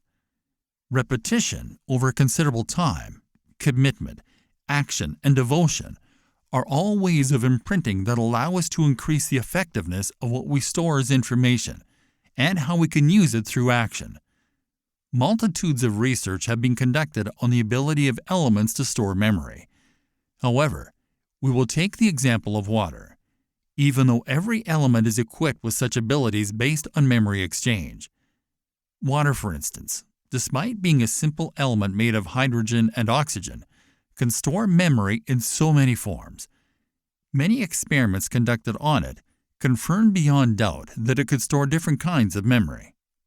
This is imprinting in its most concrete form. It is shown beyond a doubt through experiments that water can even store feelings. A lot of scientists like Dr. Masaru Emoto and Professor Luc Montagnier, to name a few, have conducted tests on water and how this memory can be stored in it. They observed under the microscope the shape water molecules take after being subjected to different types of outside stimuli, such as someone expressing love, hate, and gratitude to water over a certain time. They studied the impacts of stimuli on atomic and molecular levels of water, and the shape each stimulus took when water was frozen suddenly. Only if we think of the fact that our bodies are made of 70% of the water should let us wonder about our exact nature. This experiment shows how we can communicate even with water, or any element through memory particle exchange. This memory storage ability applies to every existing thing in our universe, on the atomic level to varying degrees. As discussed earlier, any two elements can exchange memory information between them through magnetism, electricity, vibrations, and frequencies. The information, when stored, remains as is for life, unless reimprinted on top with new memory. Other elements do not have enough electricity to imprint as we do. Therefore, they cannot store a lot of sensory memory, or can store minimal sensory memory for a very short span. But whatever sensory memory ability they can store, genetic memory and running memory are always imprinted in these elements on all levels. What is around us gets imprinted in many ways, but all by the exchange of information stored in the memory particles. Heat, which is generated by the higher vibration of atoms, imprints whatever it surrounds. It does so by exchanging the memory with atoms around it, like water, air, or others. The vibrations of the heat are higher, so it has a stronger effect on what surrounds it and imprints it. However, if you increase the vibration around this heat to a level higher than the heat vibrations, the heat itself will get imprinted by the memory around it. Therefore, imprinting happens through gaining higher or lower vibrations on all other memory levels. To put it simply, if we keep filling the mind and body with negativity, it will soon imprint the whole body, erasing every ounce of positivity. Increasing the vibrations of negativity leads to information exchange between memory particles, which leads to multiplied negativity across our bodies. Therefore, we must ensure on conscious levels the type of memory we store throughout our life. Be mindful that our body is not a brain-controlled single entity, rather, a collection of 60 trillion cells with defined atoms and memory entities. On a smaller level, each cell in our bodies is made up of around 100 trillion atoms, with each atom having its memory. And to complicate it a bit more on the idea of matter, is what you are dealing with on these particle levels. One atom contains around 150 trillion of a trillion of pure memory particles. The number of stars in the Milky Way, for instance, is around 300 billion. So the number of stars in the Milky Way, which is our entire galaxy and seems unlimited to us, is a tiny dot number-wise, given the number of cells in a single human body. Thus, we are internally bigger and more complex inside on our cellular level than your universe or what has been discovered so far out of it. Having as many memory particles multiplied by the total number of atoms and cells can give you an idea of how much memory capacity we contain therein, and wonder on the real capabilities we can acquire, and compare it to what we are putting at work and for what purpose. Moreover, one can imagine how little we still have imprinted ourselves and how much more we can. Trying to imagine this would surely leave anyone trying to imagine it blank and speechless for hours in front of such a creation. This is only one of us. If you take it to the human level, this would be infinity. And if you imagine the memory particles floating in the air, our environment, the atmosphere, and what mistakenly believe as emptiness, you could realize the complexity and immensity of this unlimited memory particle world, and how memory spreads across everything all the time. What makes us more distinct from other creatures is that while most of them can store memory and emit it up to a certain level, we can store and emit back an unlimited amount of this memory to any element we choose. In return, we get memory from any other element in our environment, and ultimately the source, which is the main memory we should focus on, as it is the purest. Our complicated electrical system mechanism makes it all possible, which is beyond any creatures or element. Electricity in our cells, our organs, heart, etc., is carried out by the brain, which is the ultimate organizer and reader of all information of all our memories. It is also responsible for carrying, transporting, reading, and imprinting memory particles.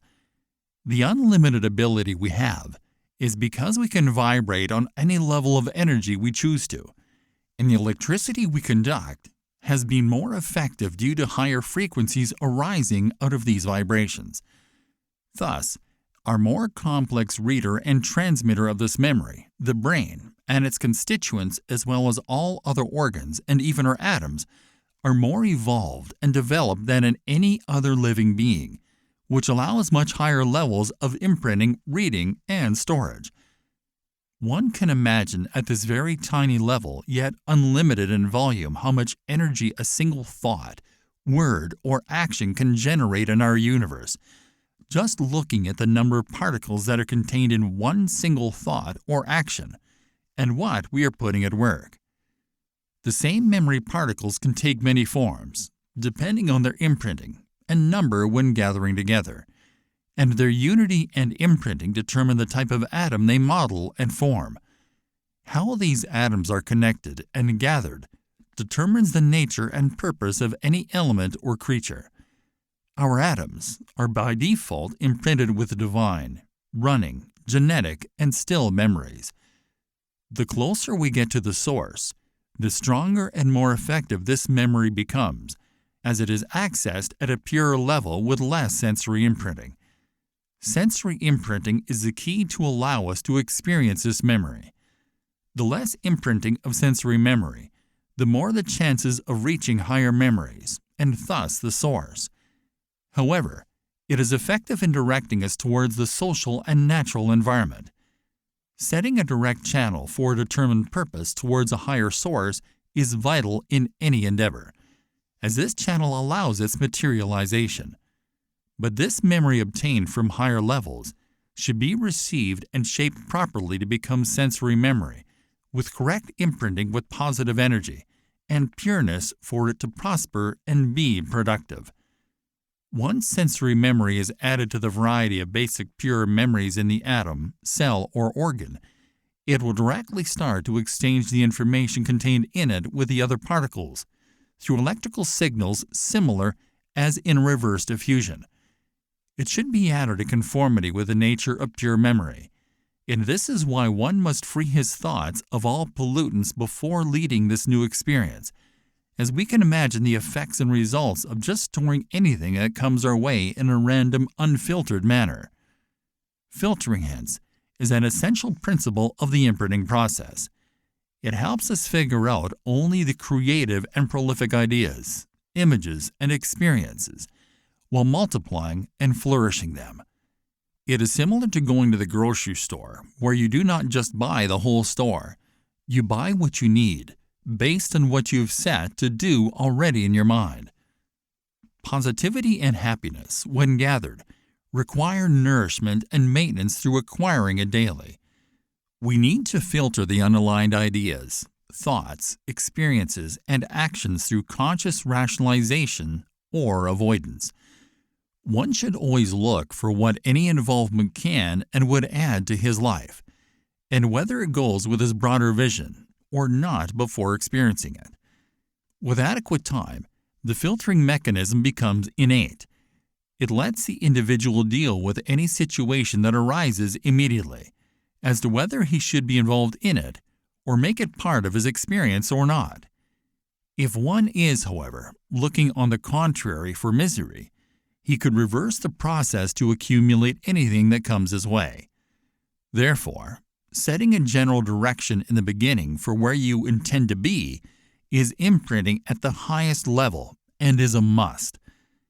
I suggest that one starts by writing down on a piece of paper his current life direction, as well as whatever happens each day.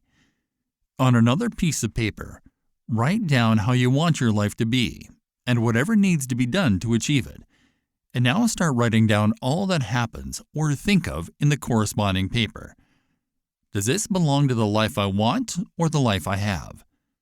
Some might fall under both papers, but the segregation will show you that you are mostly not applying what you look for in your daily actions.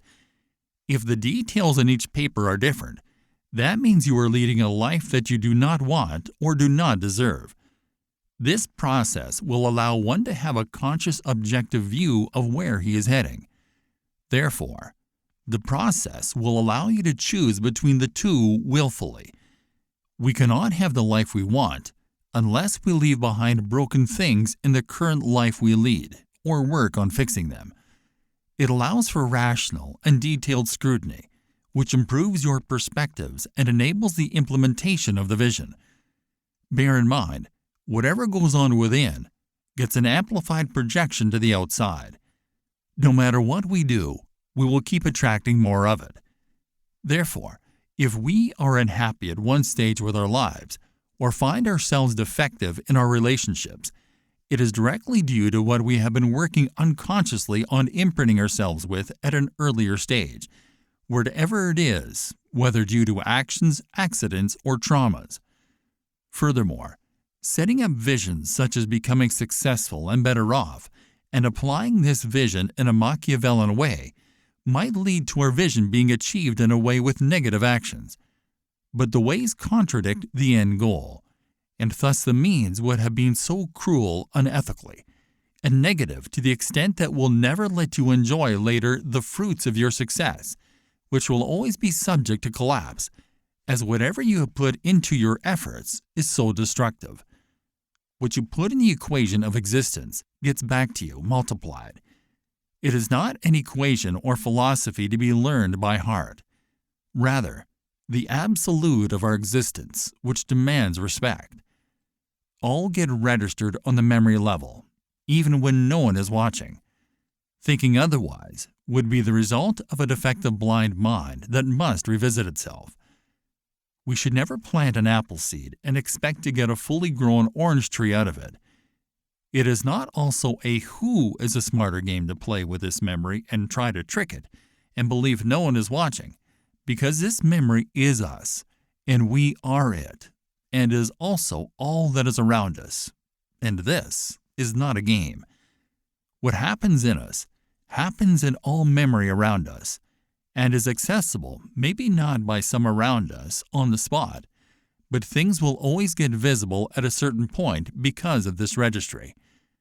Trying to fool people around us to get our vision accomplished is like building our significant monument that we want to last for ages with paper.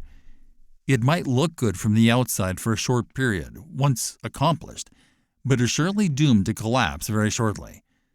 This wrong imprinting through wrong actions is useless. It would only consume our time and energy for nothing. So it is better to do nothing than apply such planning into our lives. Moreover, if accomplishing your vision requires contributions from others, ensure the grounds of values are shared among the group, including ethics, morals, and beliefs. Otherwise, the vision is doomed to fail, as the combined memory recorded is negative, although ours is pure and clear. This is because negativity has more impact on memory. Thus, negative imprinting is stronger due to higher vibrations, even if it is for shorter spans. This fact does not only apply to visions, rather to everything we are looking to live or build, be it a career, relationship, or marriage. Many people fail in realizing their visions, not because of their actions and devotion, but because they involved the wrong people in them. Therefore, imprinting is done at the individual level and at the group level, irrespective of our consideration of this vision. Therefore, when setting goals or implementing the vision, make sure to do your part with due diligence. Check all the variables related to the work and add them up to find the possibility of achieving goals. Rely on goals in line with the universe's laws. Study the natural process and leverage the sensory memory to understand nature in its simplest form. One should do that as many times as possible to remove all uncertainties. All visions, being major imprinting, require you to have certain qualities to be fulfilled.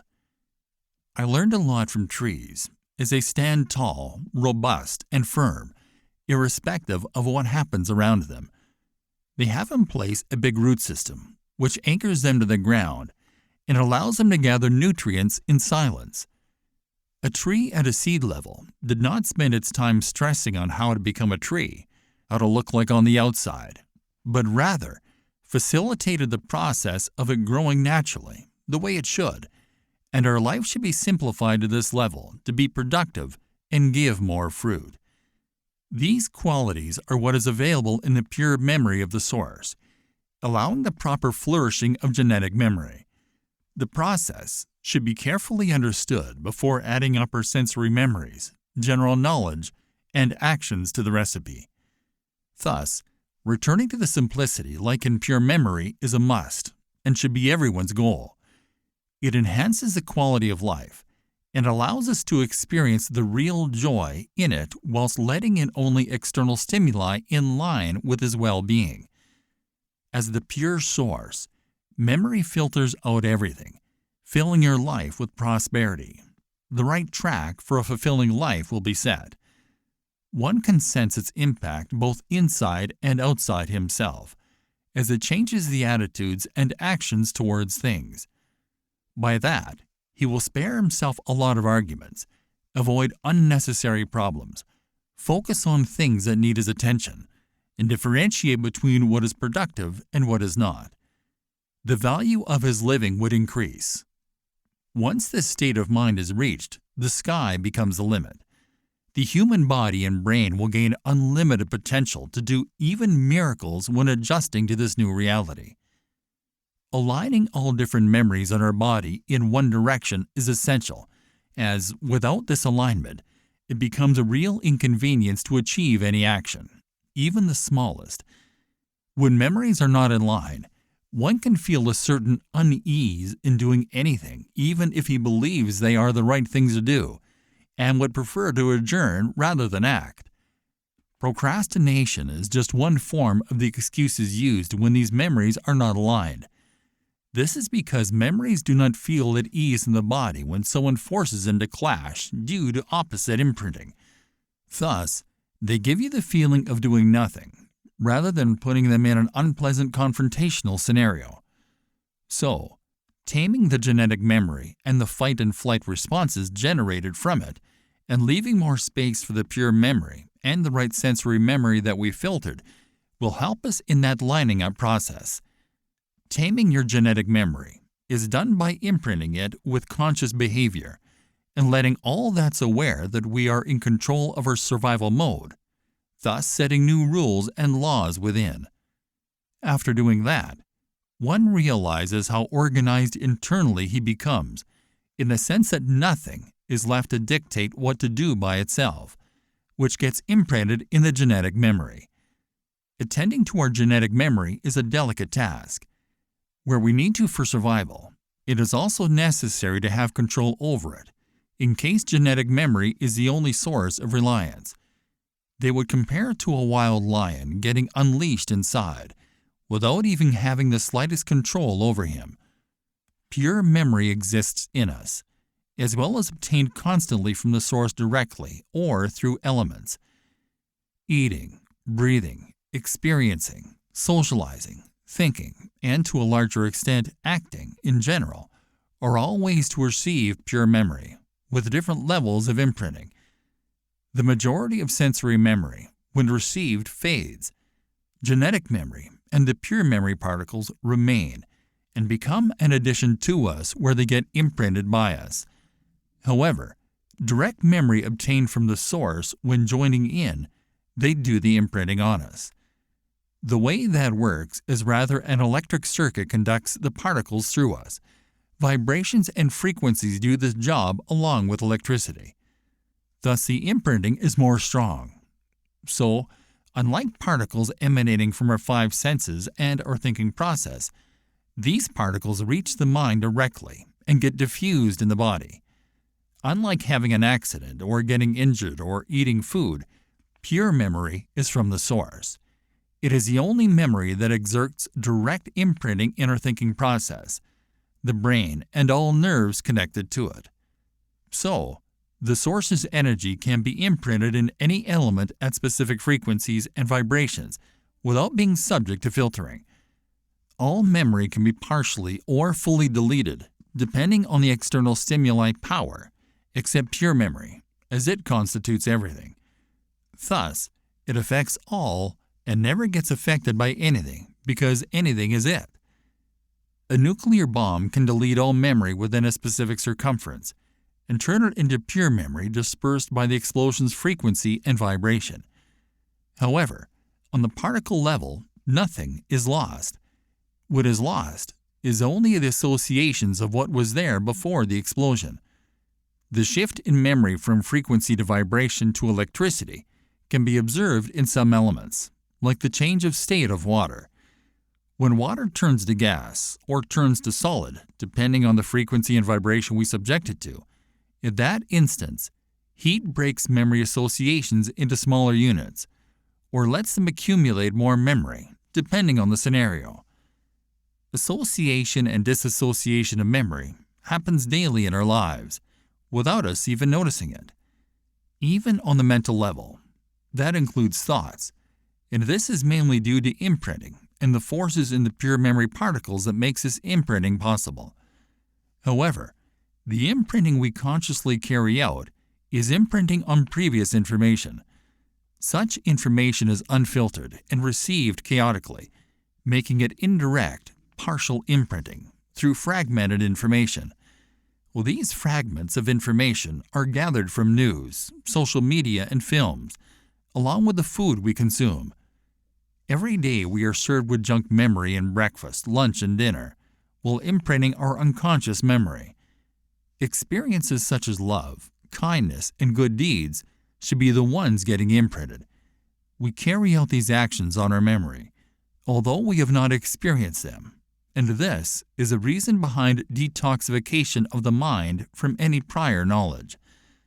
Some of us watch a movie about a person who is so kind to others and helps people out. We usually associate to actions we might do, and at the end of the film, we would have a good feeling.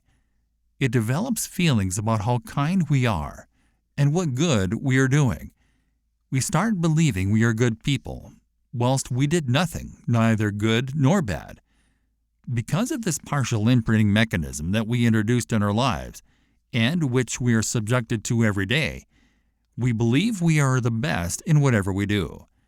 We are the nicest, kindest, rightest, most fair people as a result of such imprinting. We can just objectively on a certain day wonder about any good action we have done for this day, or during the last couple of days, even week or months, and the answer could shock us.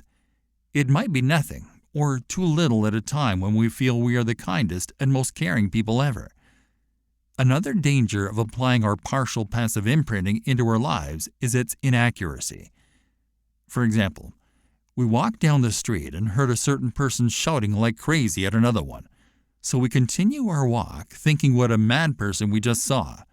This man must be surely irrational. We now have imprinted our memory with the scene and the idea that we have seen a crazy man going nuts. What if later we have the truth about the person dawn on us? What if he was a well-respected person of the neighborhood shouting at a mentally unstable man for torturing his cat, harassing his daughter, and attempting robbery? On discovering that, your perception would not remain the same until you know the full story.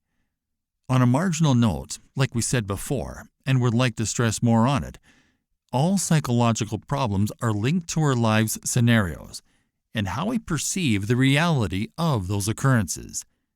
Essentially, it depends on how our brain reads these experiences and creates the belief that only these are true and could be unorganized and chaotic. When we keep subjecting our minds to these partial realities and consider them as facts for long periods, the process turns into thinking habits and later prejudgments to become our character, which will determine our actions and will define our individual life and where it leads. Another issue that we can face while gathering information is subjectivity and prior conditioning. It could be direct, derived from stored data on a sensory and genetic level, or indirect, extracted from life experiences.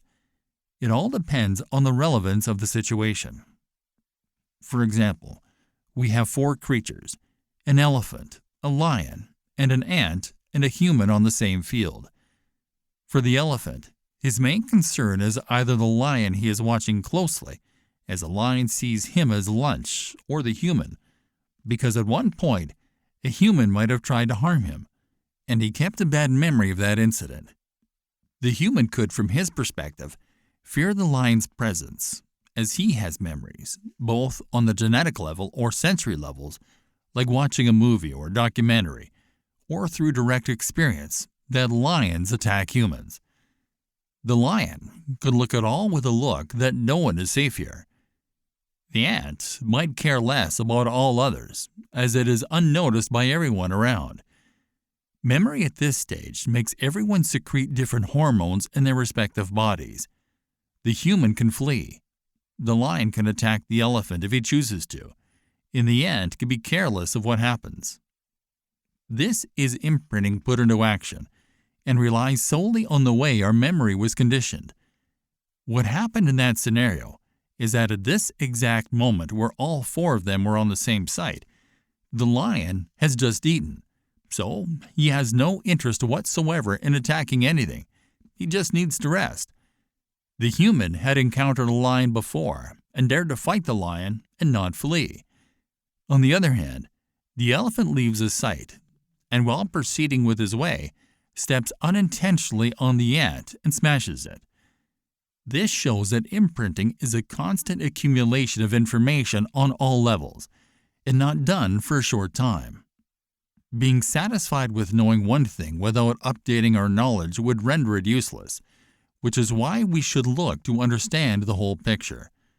Moreover, what one can realize on the memory's web level is the powers of all memories try to exert on each other outside this still memory realm, and at the still memory level at a lesser extent, and in us the least. The stronger a memory is, the more effective it will have on this web. Genetic memory relies mainly on the survival of the fittest. It can exert a lot of control when combined with different memories in humans, animals, viruses, bacteria, or any living organism.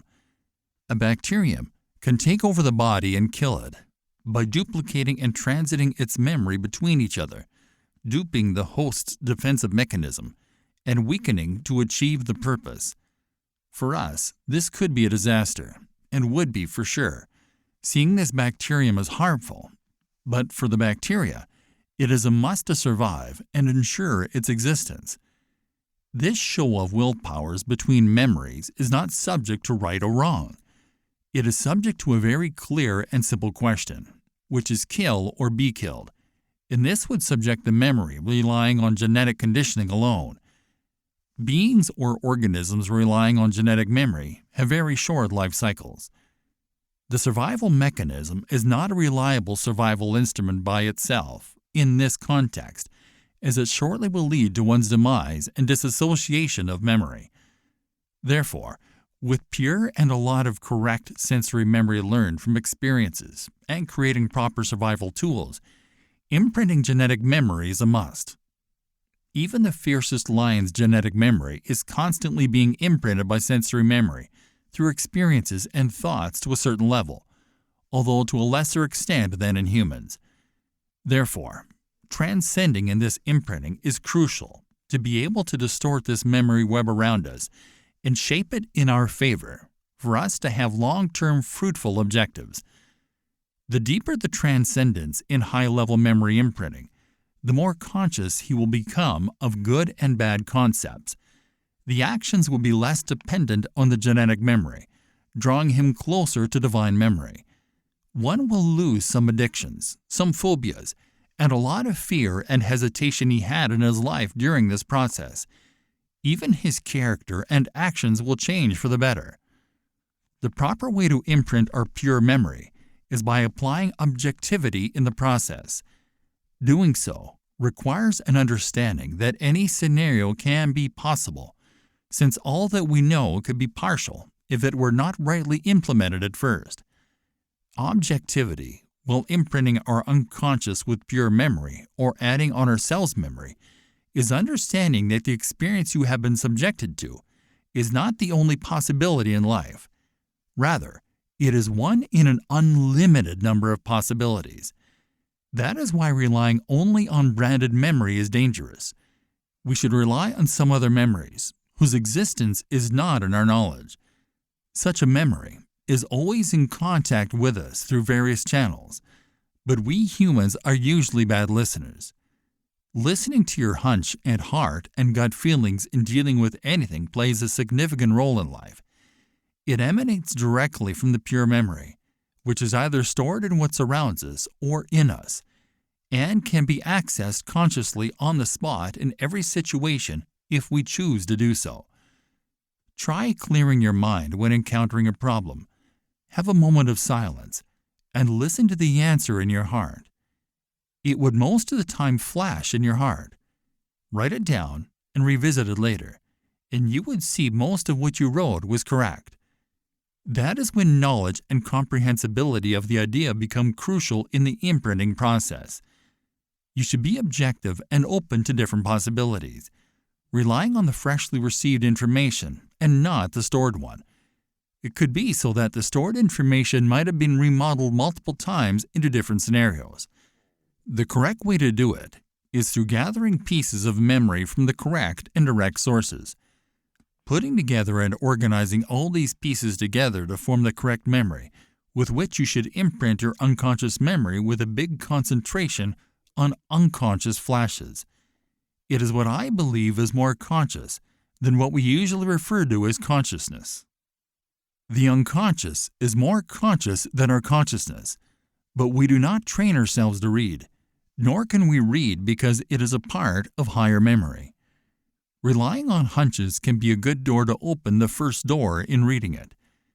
So, the shift occurs inside of you before happening on the outside.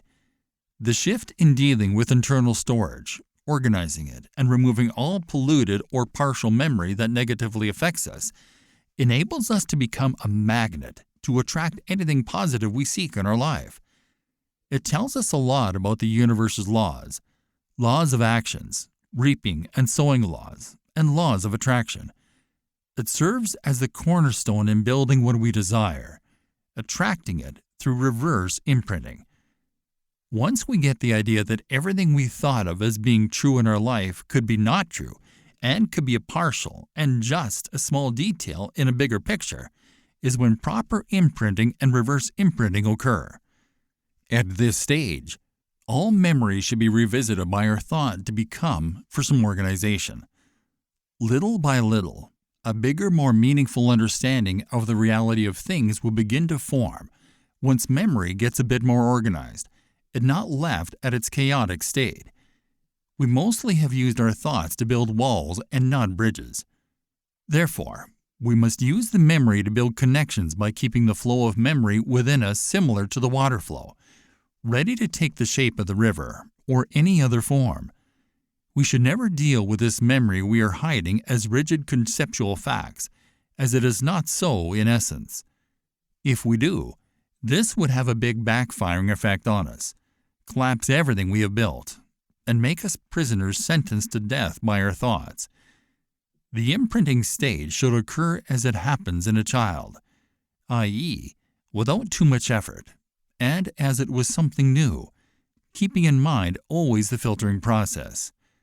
For sure, we will have to filter it more lately, but the attitude should always be imprinted now, and erase whatever is always not needed later, whilst keeping the main filter present. Therefore, after waking up and showing gratitude that we are still alive, we should start focusing on the idea of how much we can do today to positively add up to our memory and self. When taking that stance, we should shortly discover that we can focus more on things, listen better to people, and judge less. I always try to portray myself as a big sponge, ready to slurp all water in. Where it helps you acquire control over thoughts and feelings, it also enables you to master control over it. Soon, you will realize that what surrounds you can be controlled in a certain way. In return, it helps in reducing the external impact of experiences, people, and reflection of their memory onto us. A good listener is a good judge of figuring out from where people come. The consciousness of it allows us to get rid of most of our ego's bad parts, building a new and more objective individual. Such an individual is aware that people's opinions or judgments are never related to you, but are a reflection of who they are. Starting to imprint our pure memory with this logic, and with this new way of looking at things, will take our human unconsciousness behavior and thoughts to a new, more conscious, pleasant level.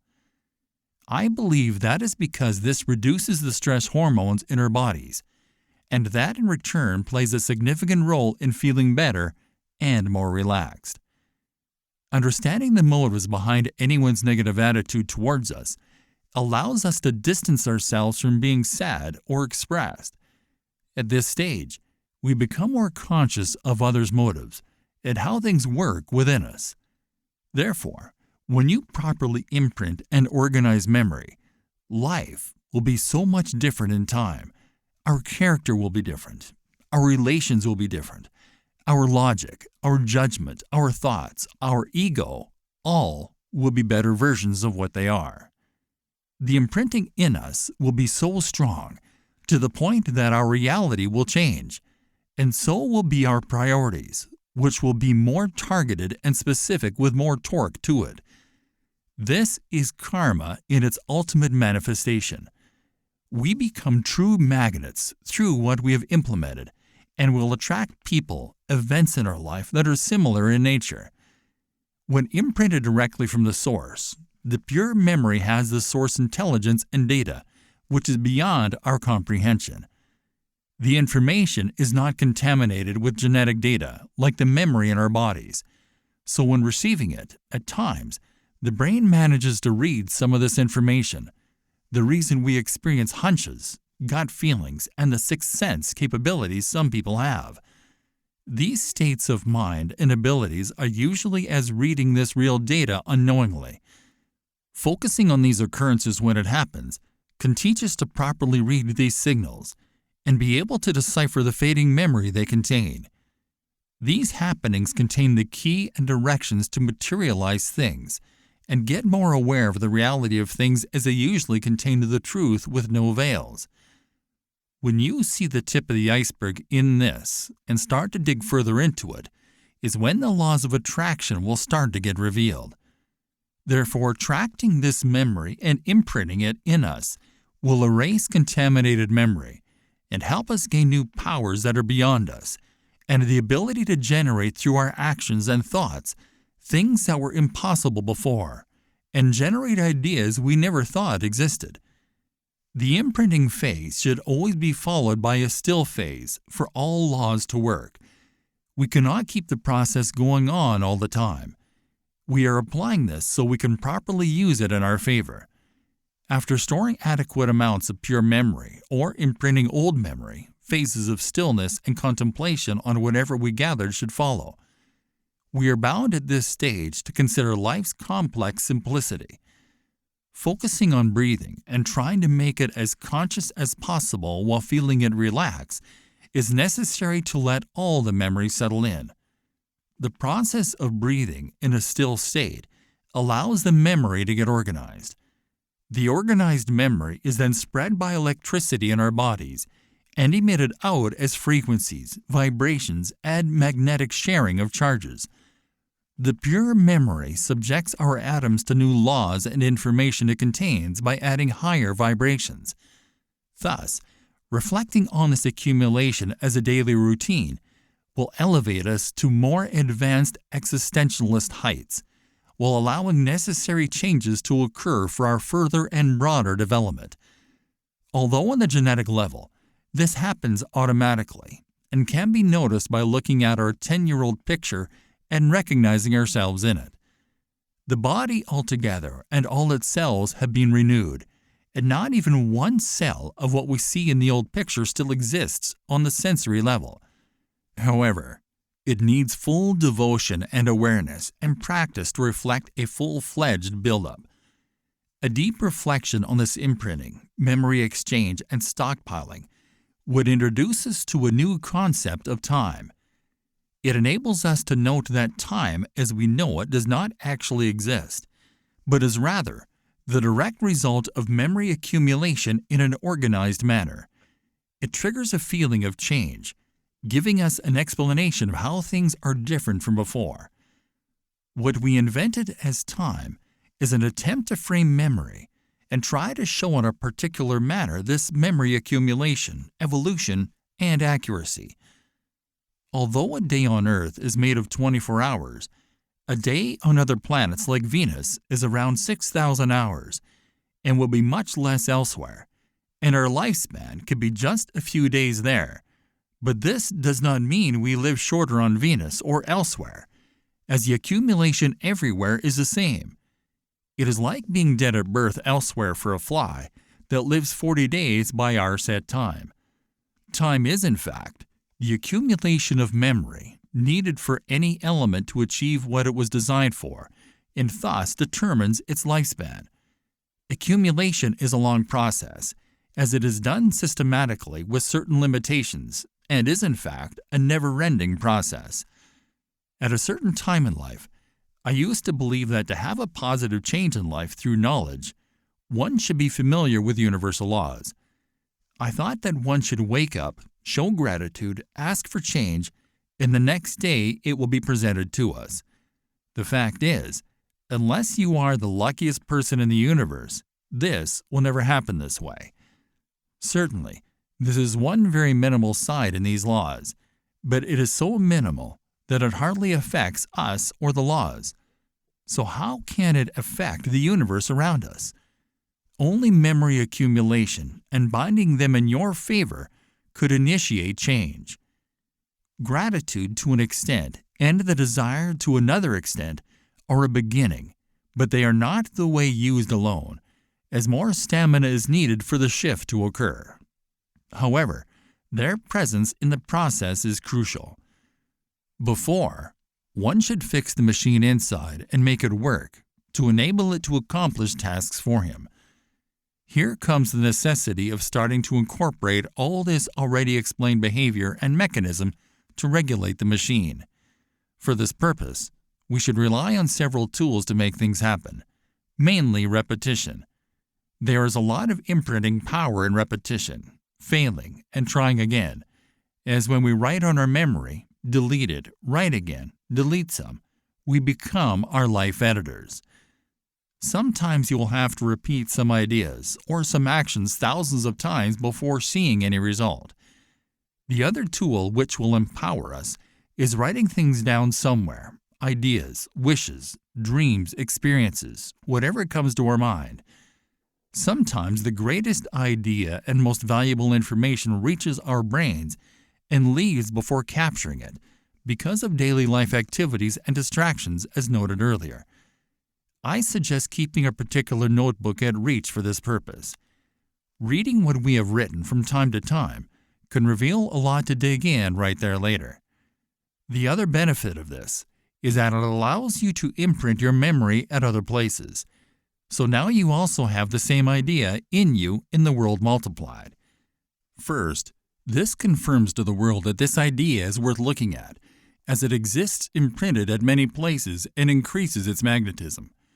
Second, this allows us to distance ourselves from our thoughts or ideas and look at them more objectively.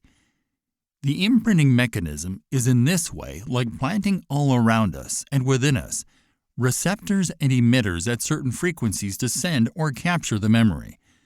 The more we succeed in obtaining the right frequencies, the stronger the signal emitted or received is. It is the most important aspect that you can choose what to send, where to send, and what to receive, and from where to receive it in a very clear coding. This is the main process to recreate whatever you choose to. Eliminating all the bad frequencies that are of no good to us, we can remodel ourselves, assembling all the good frequencies to reach higher objectives. The two types of imprinting that happen in our body, both writing on existing memory and replacing parts of memory particles in our atoms, are crucial for implementing a successful life. The procedure is not a day's practice, rather a way of living that reflects on our external factors. One of the greatest impacts on genetic levels is a healthier and less stressed life. It has nothing to do with becoming a mystic or a person always isolating himself. One can continue to live his life as is, but have superior actions and considerations that will reflect his choices, beliefs, ethics, actions, and all that come with it, and change him for the best. The process takes a while because of the extensive need for accumulation for change to occur. As we comprise of some 60 billion camps, cells, with trillions of soldiers, memory particles in each, to feed, train, and ensure they follow the direction we set requires huge effort. The good part of it is that a lot of these soldiers are self-disciplined and know precisely what to do by already being imprinted with genetic memory, with all traces of higher memories and run by our unconscious. After any imprinting, maintenance work at all times should be carried out to keep the imprinting. The memory stays as is if not subjected to different memories, but our existence is subject to continuous association and disassociation of all kinds of memories. One should become aware of ways to protect this stamping, and not only through filtering, as filtering allows the right memory to get in, but once in, a big conservation job is to be done. Take addiction, for instance. It would reverse the imprinting we have done so far with a multitude of memories. Once the substance becomes a part of genetic memory and cell, it programs it and starts working parallel to it. Therefore, addictions play a major role in making a big part of our inside soldiers defect and join the substance memory. Addictions are the most difficult memories to overcome because the information in the memory they hold is condensed, Therefore, they are so hard to overcome unless one finds a stronger memory to fight them. Sports can help. The psychological treatment also can.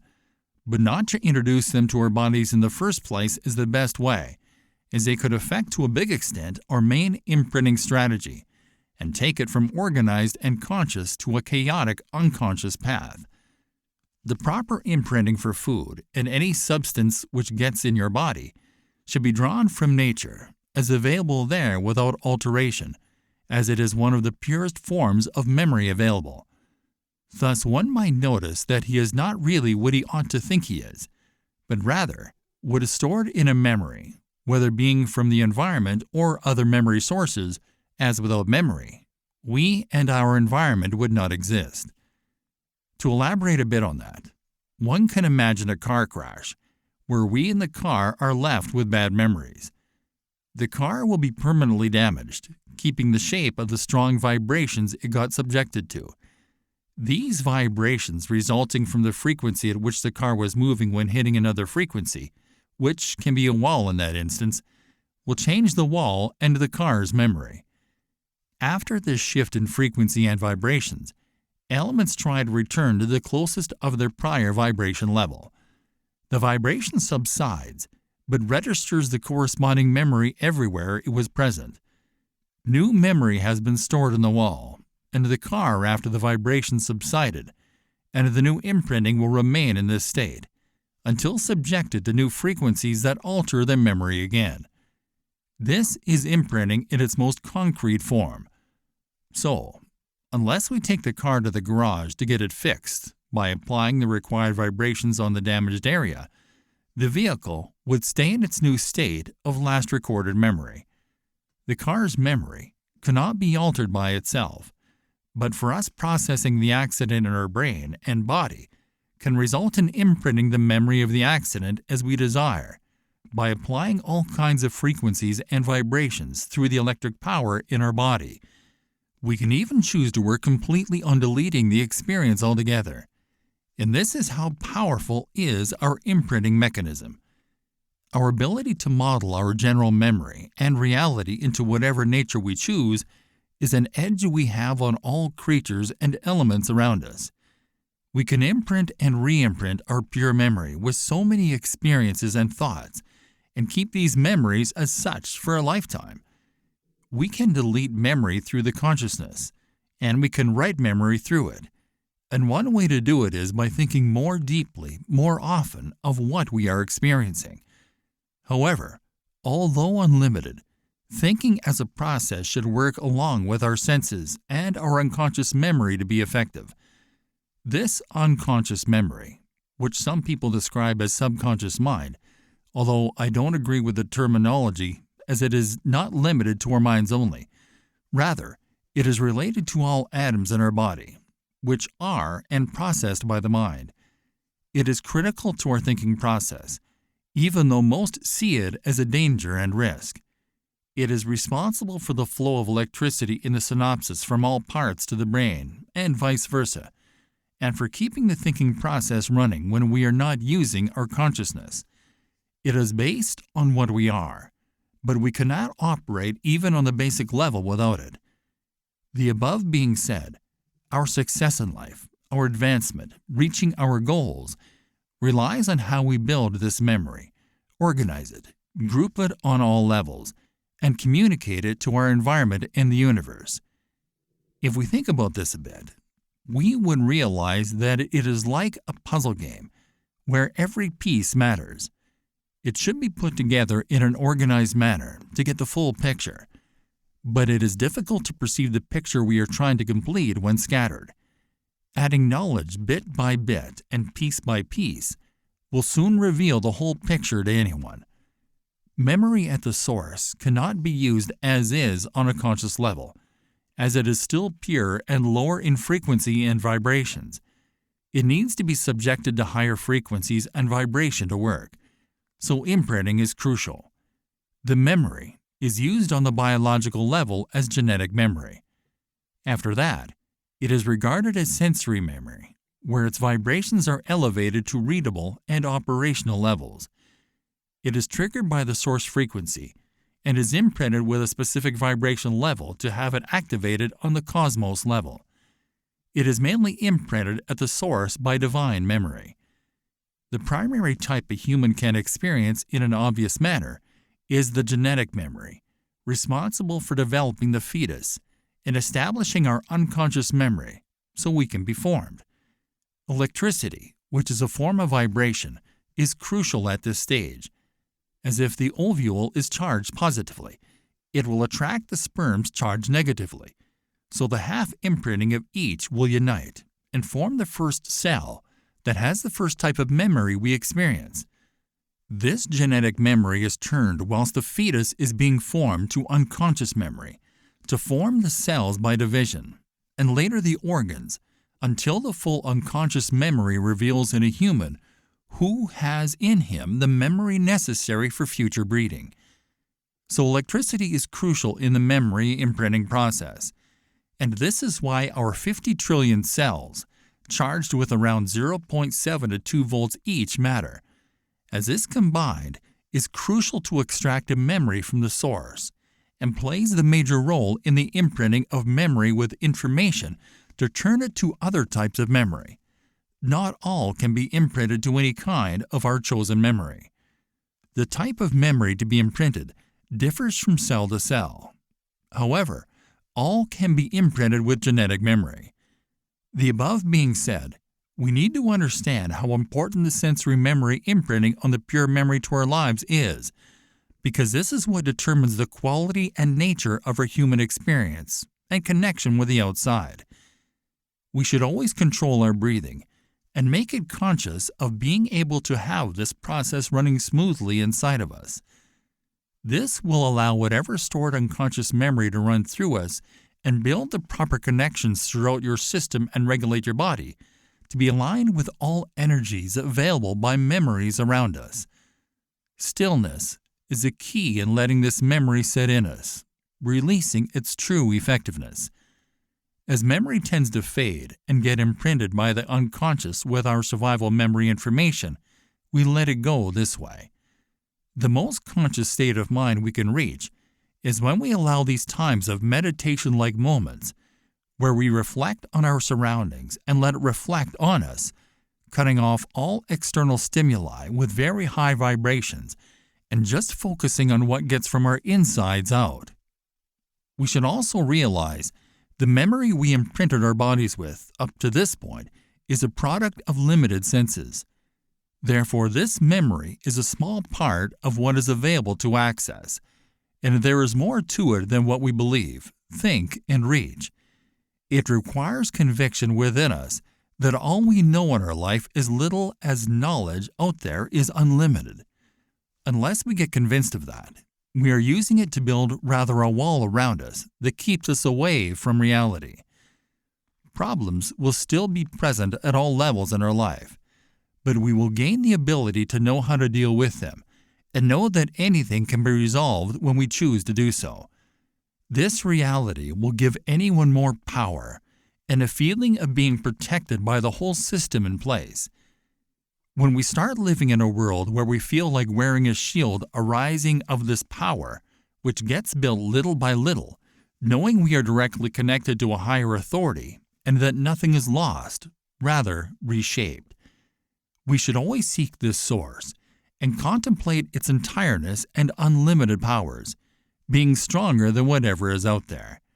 Whatever is out there has a fraction of it, which will give you the recognition that a will can, within this existence, defeat anything when it decides to do so, as the external imprinting will be stronger than anything at this level.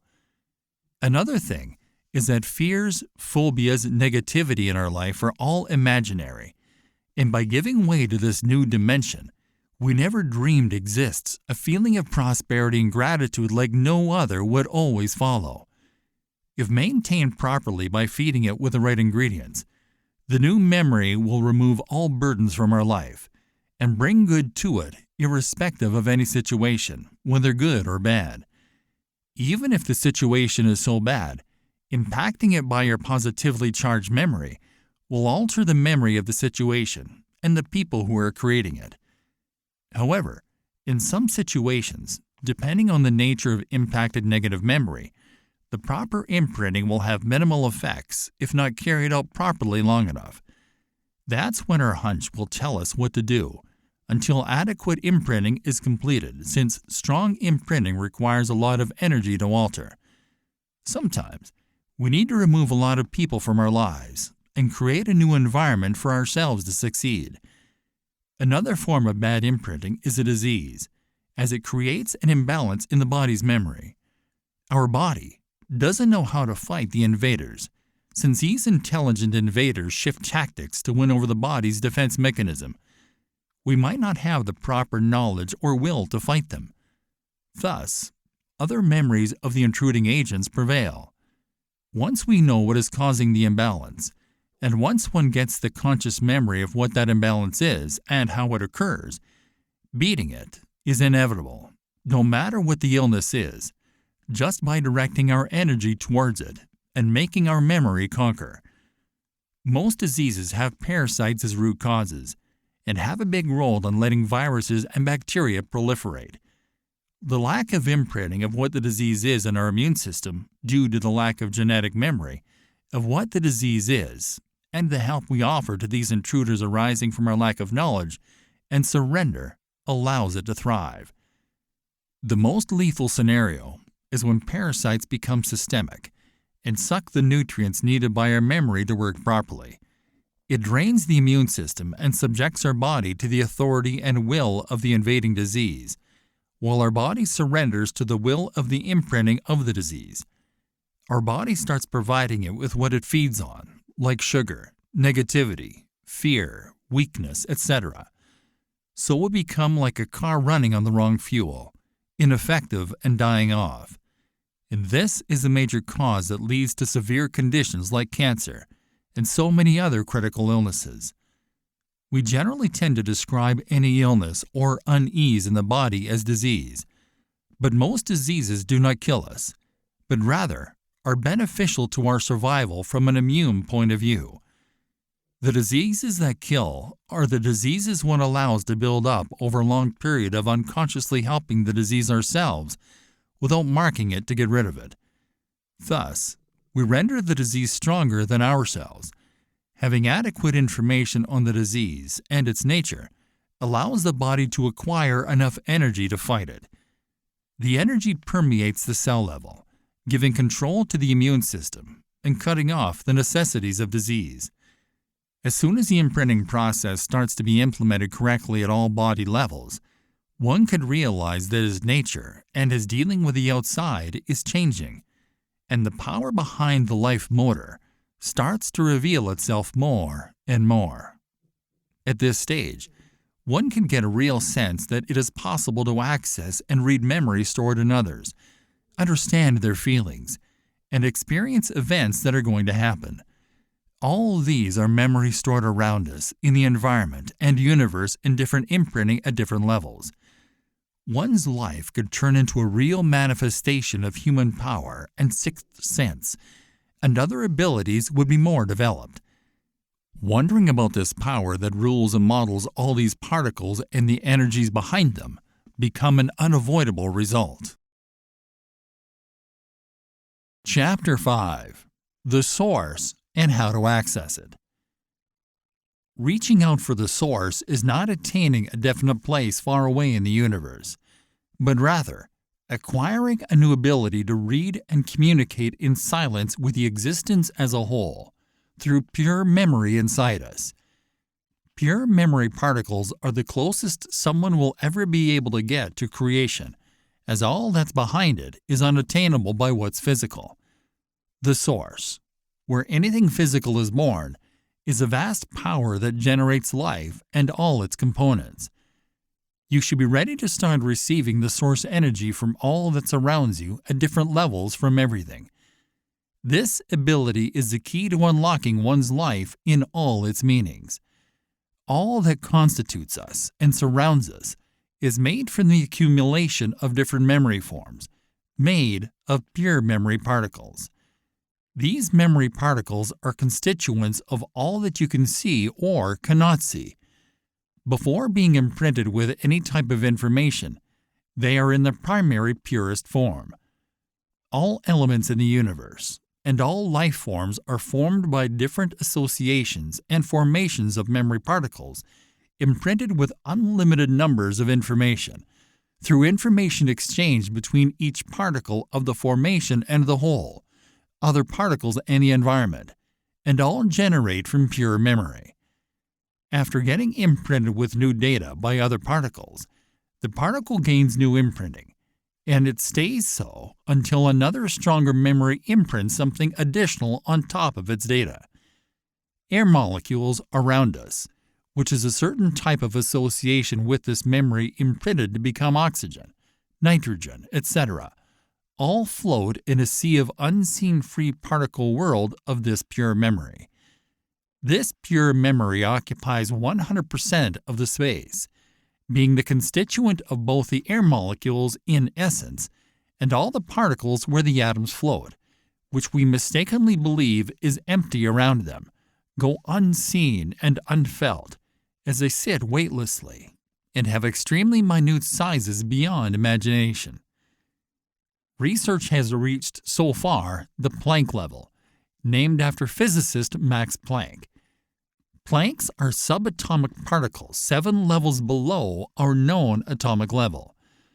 These pure memory particles, which are the primary base of life, gather in billions to form even one Planck.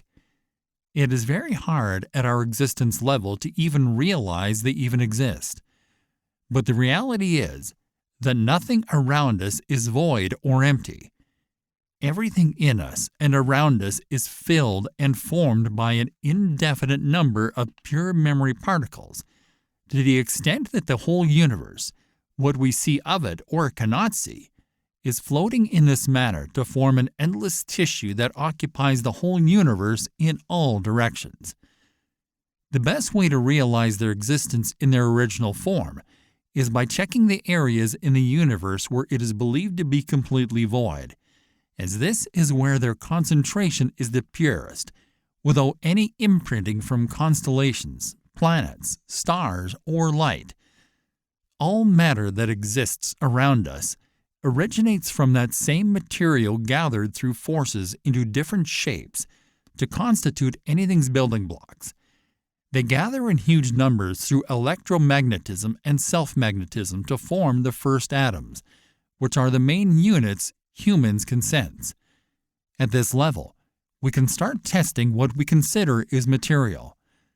One particle of pure memory is to an atom the Earth's size is to our constellation multiplied by around 10 quadrillions. The birth of anything is a mere accumulation of these particles at a plethora of levels. The continual accumulation signifies birth and expansion, whereas the death and degeneration are the result of the decomposition and dissociation of these particles back to their single pure memory particle form.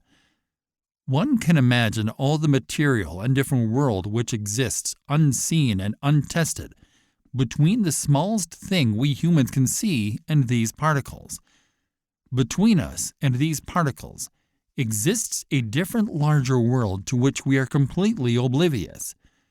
Thus, our universal knowledge and all that exists on our sensical level is only a small percentage of what really exists and is happening in our natural world on this minute level. In this world, all information is shared in this endless memory tissue, stretching in all directions. The memory associations below atoms remain invisible to us, and what I believe is that animals and creatures with enhanced senses can sense a limited range of vibrations of these associations, while humans lack any such ability. Information flows naturally between all these tissue components. However, our brain cannot read it in its particles form because our minds work on electric signals through electricity, which is a very large number of these particles imprinted many times with different forces to become on the developed level what we can understand. There is no physical and metaphysical worlds in our existence. All is physical, irrespective of its size. The materialization of anything in the world is the direct product of pure memory particles reaching the still memory level, where they take their final form.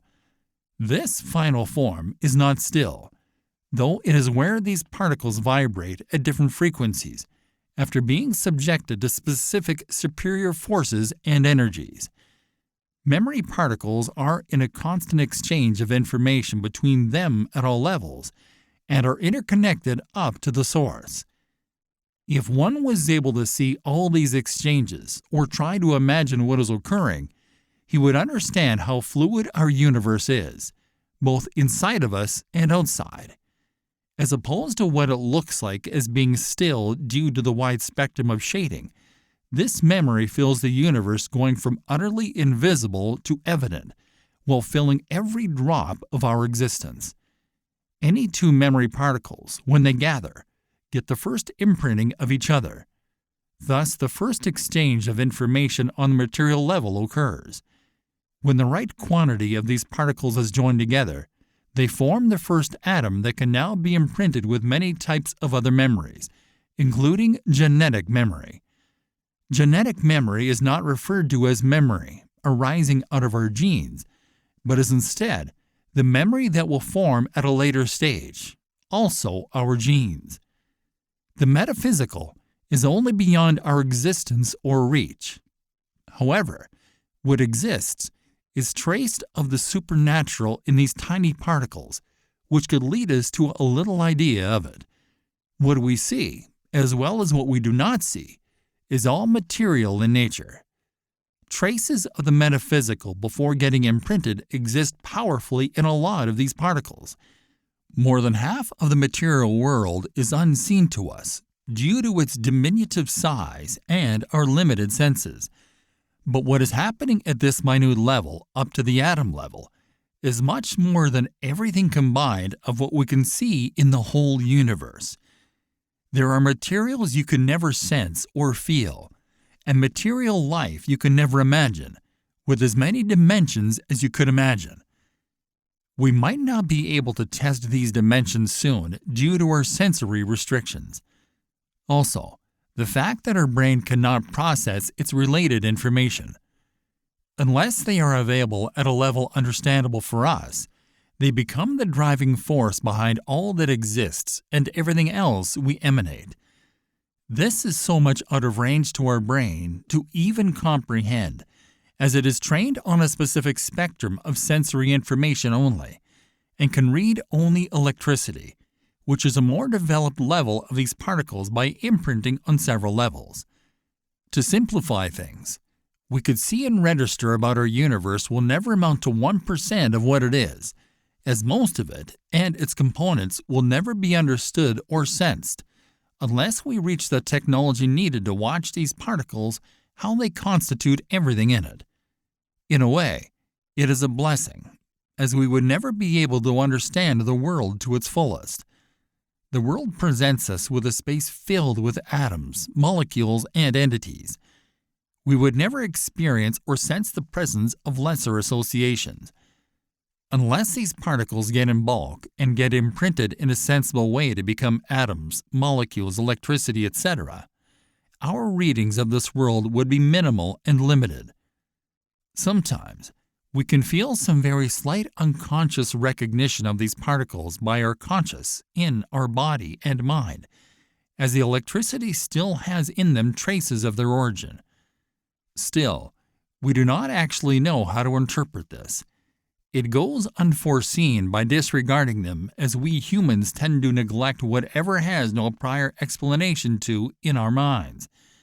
This world is not a parallel world, but rather our world where our limitations have been removed.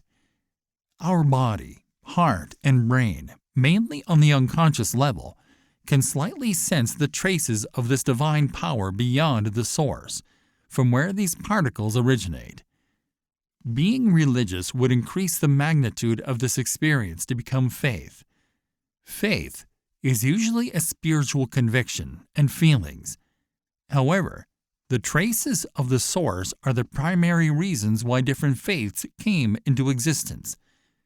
From the rudimentary tribes throughout human existence up to our current civilizations, we all believed in a way or another that there is an intelligent driving force that created this whole universe. What we can draw from that is that we experience in our life at our human level has a lot of divine in it, even if we do not realize it, before we start imprinting it with all these human sensory memories by which we do. All our atoms, cells, organs are composed of different complexities and associations of this pure memory, with divine traces in them, and are imprinted on top of our genetic and sensory memories. Therefore, to start searching for what is divine outside of us, we should start looking at the traces of the divine in us, which are closer. Once one acquires the right mindset and proper understanding of these particles' reality, we would understand that this mega world that seems endless is all formed by endlessly tiny particles interconnected at a minute level.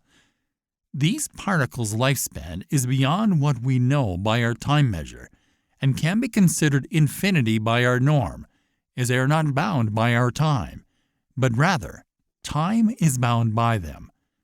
All existence associates and disassociates from and to them. All get registered into this pure memory, even if it is unspoken. Since it exists in your brain, it can be shared across, whether we want or not. Since it is registered somewhere in the universe, it could be accessed. They are everything, in the place where everything gets directly or indirectly formed and created in infinite forms at infinite stages. The source pure memory particles constitute us and all that surrounds us wherever we look. In what we see and what we do not see, the source memory particles are in us and connect us to everything. In this sense, through becoming more aware of the process that runs in us, we can reach anywhere we desire in this universe. I am not talking physically at this point, as to do it, and one needs to dissolve back into pure memory particles again. I am suggesting that we can rather reach by meditating on the information these particles contain and getting synchronized with their frequencies and vibrations. When this level is reached, anyone would be able to send information by connectivity means to anything in his environment, as these particles, which constitutes us, constitutes everything around us and links all that exists together. This allows the flow of information between everything. All universal laws of whatever nature operate in this context. Moreover, all that we take as metaphysical across humanity, like birth, death, ghosts, angels, chi, karma, laws of attraction, laws of cause and effect, sixth sense, yoga, reincarnation, Reiki, and everything else of abstract meaning to us, are direct exchanges, associations, and disassociations in various ways of this minute physical world at different levels. Some we create through our thoughts and make them available for us in this tissue of memory, and others are attracted to our bodies from it. There is a lot more than this to it for sure, as these are only examples. To put it simply, the memory sent across the source is turned into the frequency and is charged with electricity in our body. The transformed memory plays the role of a magnet attracting everything you wish to act upon. In this minute world of pure memory around you, it will expand across this world in anything you choose to, through these particles. Moreover, the level of magnetism of our actions and thoughts attracts particles and information therein from this memory tissue. We do this all the time unconsciously, but applying this more consciously will have a lot of restraints, mainly due to human unfamiliarity with it and limitations. Exchange from you to the outside and from the outside to you through this memory tissue is always running on the unconscious level. This pure memory in everything in the universe is for our existence, like water is to a fish, but are also the fish and are responsible for keeping everything held together at the total level.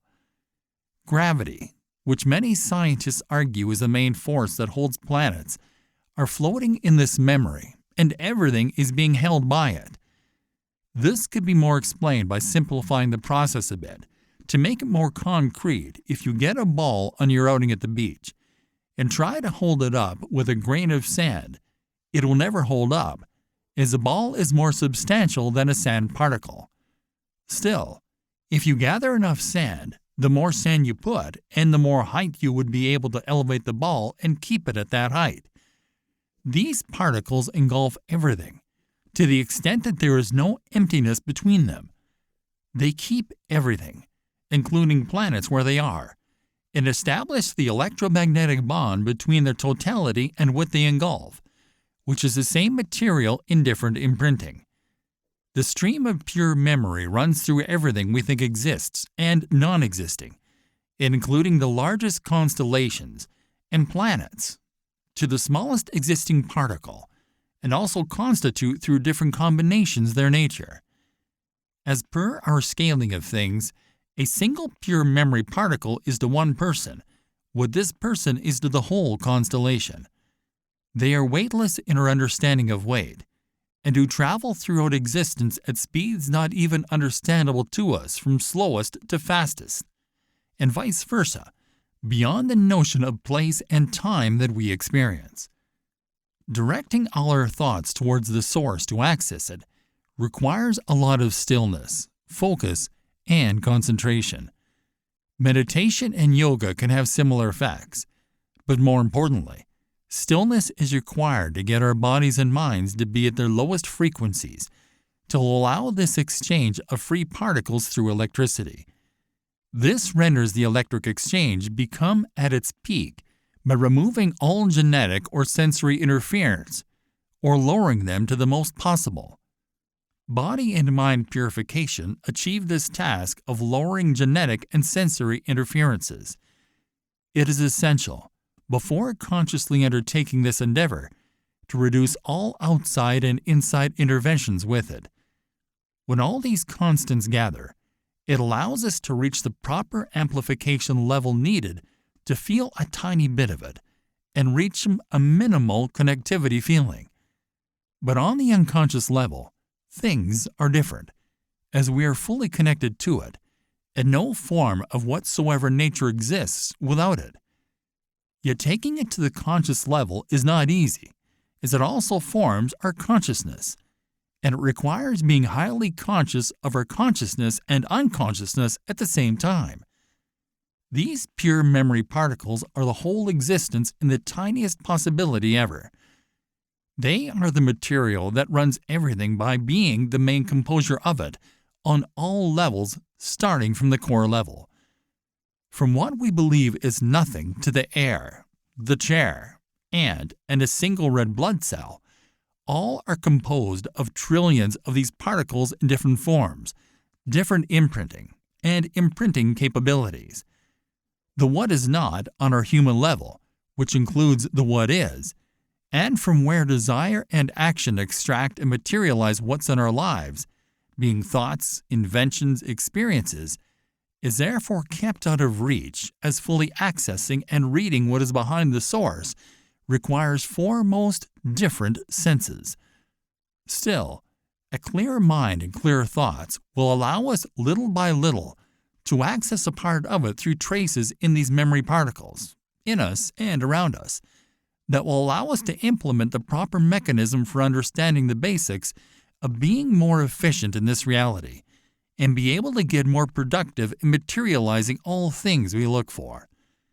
The adequate state of mind to be more aware of this reality would be stillness and calmness as the source, and its particles it generates are still and calm in essence. Once someone reaches that state of mind, anything he wishes for can materialize.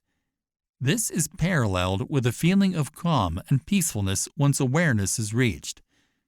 In today's world, it is a job by itself to keep all this nuisance, pollution, and negativity out of our minds, so the job would not be easy to go the extra mile, as much people will give up by feeling unease in tackling the unknown. The source's energy is unlimited in nature, but limited at the same time when formed. To make things easier, we will compare it to a generator with unlimited power. The more houses this generator provides electricity to, the more the electric power will be limited to each house, due to the own house limitation with electric appliances, electronic equipment, lights that require power inside this house. Consider the generator powering up 100 houses. You add 10 more houses and their appliances to the power load. Each house's power will dim down, even though the same power is being supplied through the generator. Therefore, it is a must to keep the maximum number of appliances available to get more use of this energy, especially when it is unlimited and free. The source is the initiator of the what is not, which is not seen or sensed by us, which in turn initiates the what is, seen or sensed by us, and the what is not of creation is the most still form of existence, and it is the less congested with imprinting. Let us take the example of the generator again. This generator supplies the main power. We see it at the house, as we have the appliances to see it. But in the generator itself, where it exists the most, it goes unnoticed to the outside world. The procedure to reach the source is too simple, yet too hard for us humans, as it requires a huge amount of desire, wants, and complete purity of the mind, to extreme levels and earnest conscious devotion of your full body and mind just to it, and this is merely impossible. But as soon as one decides to cut off and reduce the number of outside stimuli and body and mind pollutants, which mess up with our mind and remove the negative program in our subconscious, better readings of it are attainable. It is crucial here to mention that on our inner selves, our conscious is to our subconscious as to the what is to the what is not on a large scale. The way to access and control information flow depends on the condition of the building in mind. The precise mechanisms to read and receive the information are present in these particles. In the example of the houses supplied by electricity from the generator, the more receptors you put inside the house, the more power you will extract from the main source. Once the right approach is reached, the unconscious communication and exchange through these free, pure memory particles, which used to occur unconsciously back and forth between our whole bodies naturally, minds and hearts, become more organized and directed and a little more conscious. Gaining full consciousness about this process is impossible due to the nature of the particles and the limitation of our body and brain. However, fully aware of its existence and working on directing the energy in a certain direction with purity and clearness of mind, while showing modesty by becoming familiar with your limitations and implementing gratitude, will allow this exchange process to gain much more magnitude and become more productive. Accessing the source through its pure particle is not a new concept we acquire. To begin with, we already did subconsciously, but the interference of pollutants kept it from us even realizing it. It will stay this way unless we take conscious decisions to act upon it. It is a simple, constant electromagnetic mechanism that already connects us to the universe and can read in our mind and brain through electric signals. The depths of our thoughts determine how much of the source memory we can retrieve or how little. When consciously aware of this, just thinking about accessing it generates electrical charges and frequencies that consciously connect one's whole body through particle exchange. All of us can master to a varying level this energy in the process of retrieving knowledge from information available in memory around us up to its source. This pure memory contains the memory of all existence, as well as memory stored after creation as memory commutes from and to it and is never lost. What could be lost is imprinting. The process is dependent on your full devotion, concentration, and awareness of it. The longest you would be able to meditate on it, the more you can feel it in your heart first, and synchronize your heart feeling with your thoughts, for it works across our body at varying degrees. Electricity generated in our brain can be transcended through frequency and vibrations within these particles to the source, and one can extract through thoughts and electrical magnetism information and ideas from the source. The brain and heart diffuse electricity in the body and other organs and are circulated across. The heart's right atrium has a major role in generating electricity through the senatorial node. Therefore, it also has a major role in the process. The power circuit and generated electricity on cellular and mental levels combine to form the frequency to function on. The frequency is entirely controllable, easy to direct towards tasks, and determines the characters and personalities. The higher your body frequencies, which determine its vibrations, the more mentally unstable and irritated one becomes, and this reflects directly on his personality. This high level of frequencies generated in what I think a higher electrical supply to the brain leads to overjamming it. That is the reason all mental illnesses are possible to be divided and classified by criteria. The range of frequencies from lower to higher determines how severe is the mental issue and diagnoses it based on the symptoms each frequency generates. How efficiently one could access the source consciously relies on his body's adequacy to attain the lowest vibrations possible to generate the necessary satisfactory frequencies. Our body is like a projector. A projector receives electricity and emits light. One will not be able to access the source unless he realizes that he and his brain are separate entities, and that the brain is only a part of the whole body that needs to be given directions and channeled appropriately into working efficiently. The brain should be thoroughly mastered and not just used on specific occasions. It must be shaped and maintained all the time for it to work correctly. One should befriend his brain and exchange ideas with it, and let his heart, which is another part of our body, be involved in the process. Our heart is our second biggest reservoir and reader of memory. This new consciousness will allow you to open the two main doors to access the source. The brain alone is insufficient for this process, as it contains fragments of contamination as you go through purification, i.e., impaired judgment, limitations, or other sensory limitations that have been imprinted in before. The process includes synchronization, combining your thinking process with your feelings and intuition, so you just know it is true when you experience the truth. This process of experiencing the source runs across all existence and is a cycle between us and our environment. But unless you control its outcomes, you cannot benefit from it but at the genetic level. At this moment of frequency exchange, one little by little starts to feel that something is adding up inside and starts getting more familiar with the way it operates.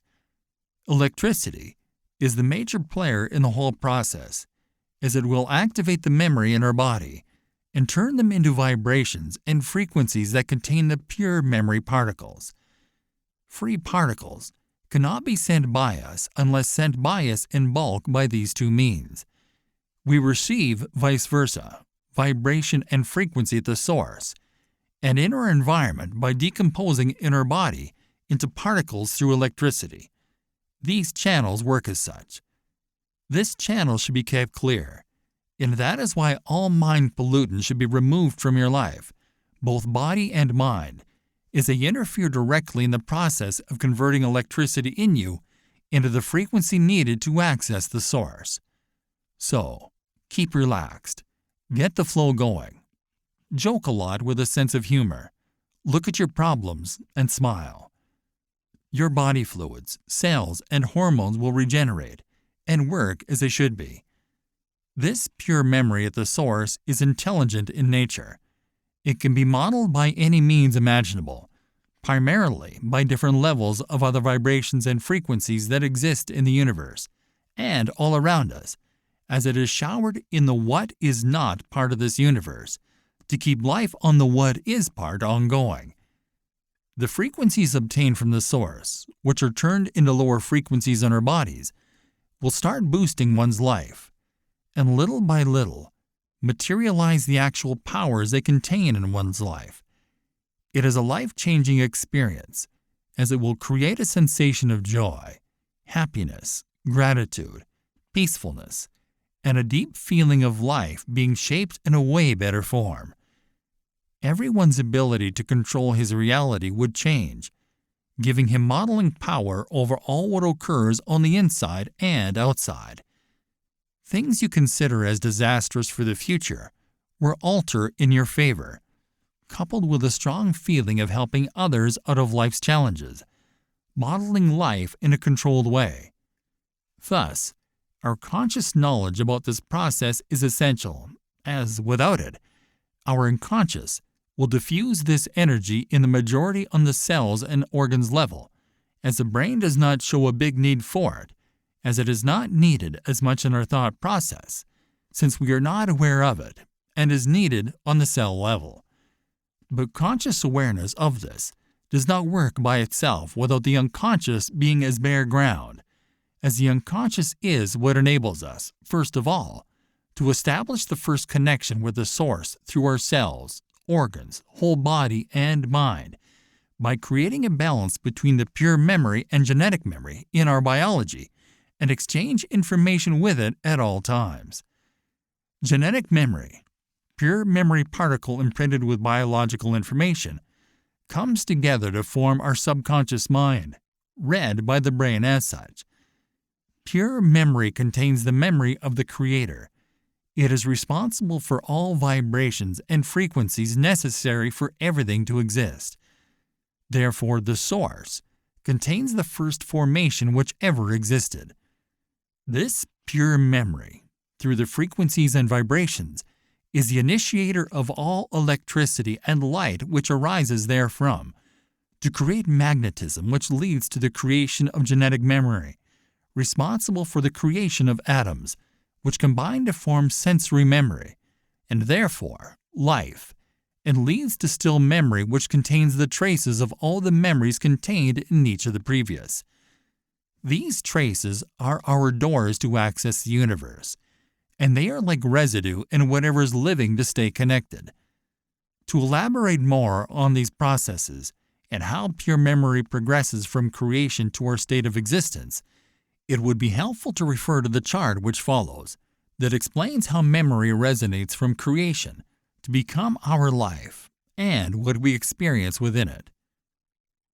Ultimate divine intelligent memory, where pressure generates pure vibrations and frequencies.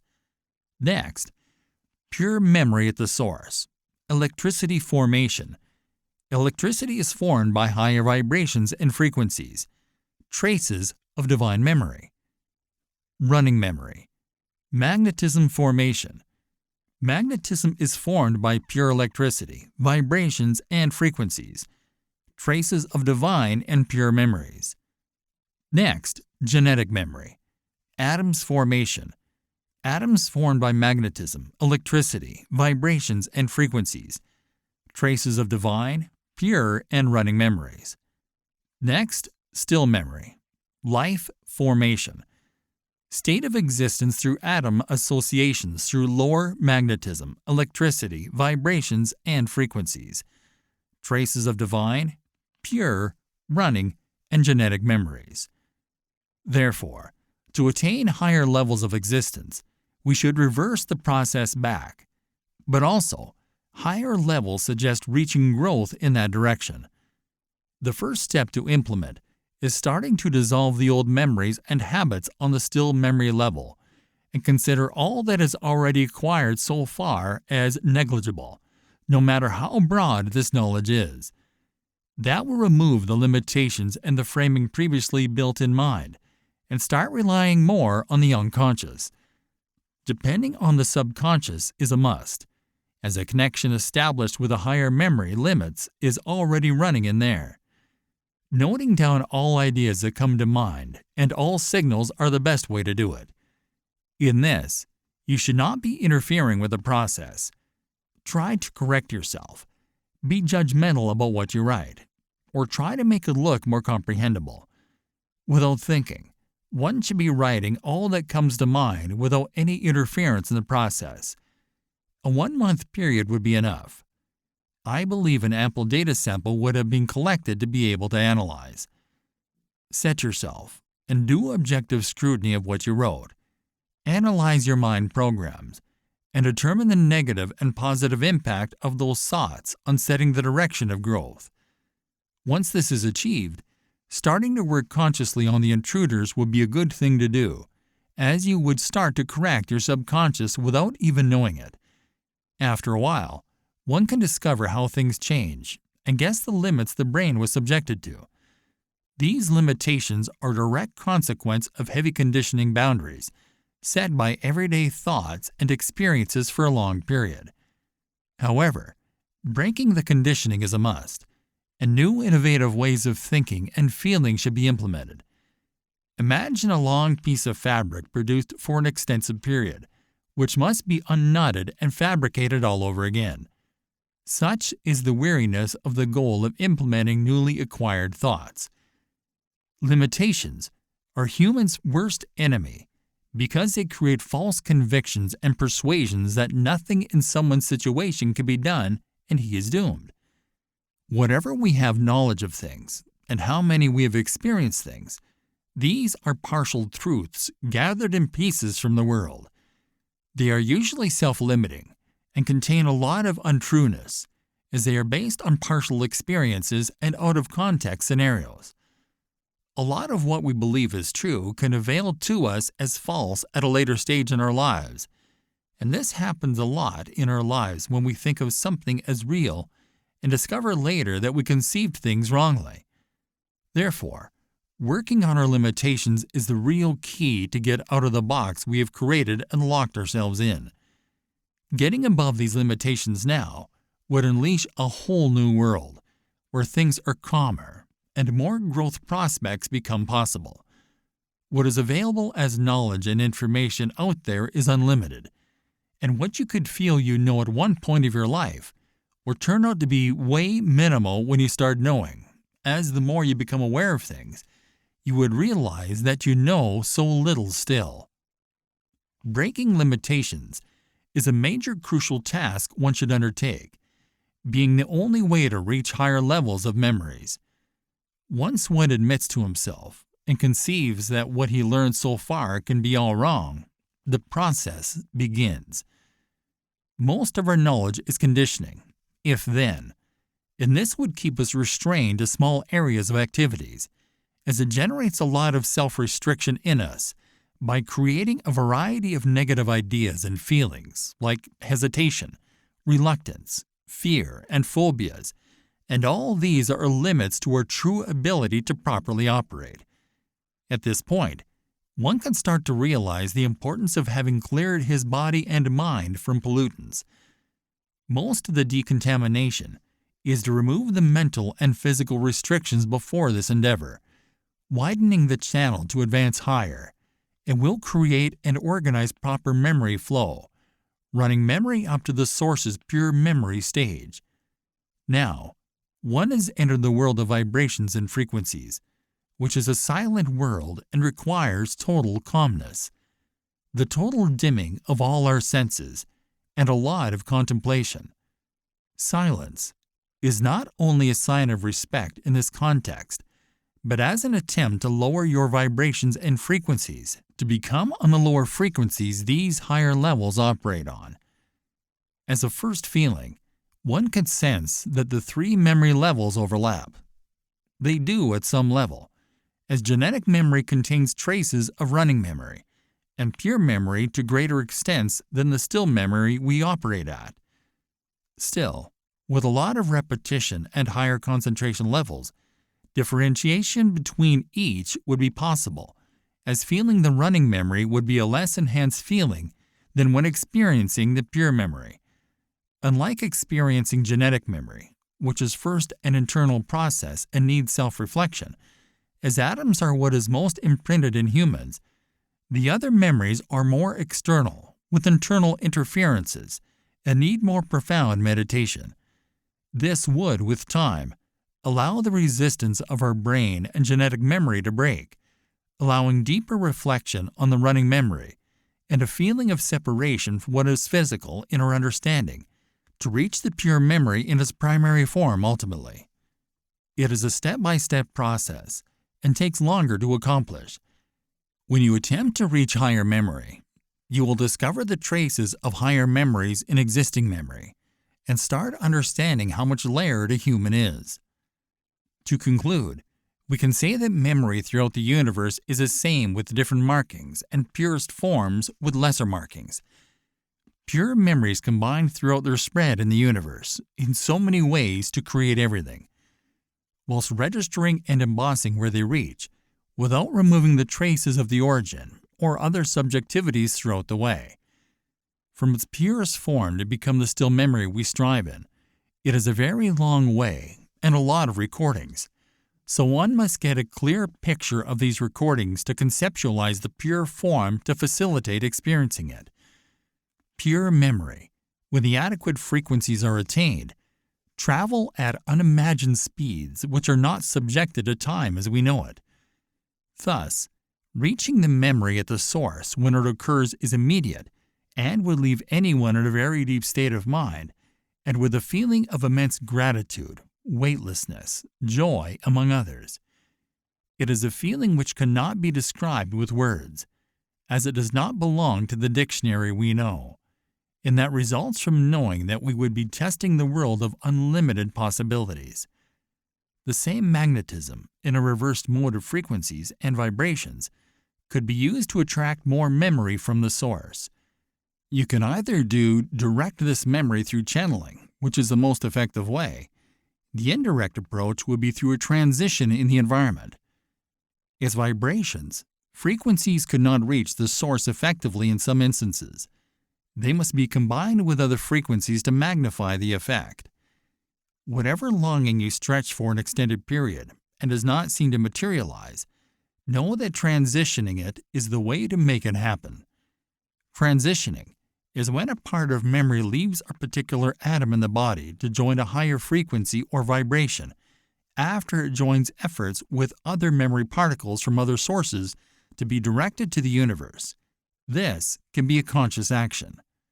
However, it occurs unconsciously in our social interactions in different ways, like in marriage, relationships, working with a co-worker on a specific project.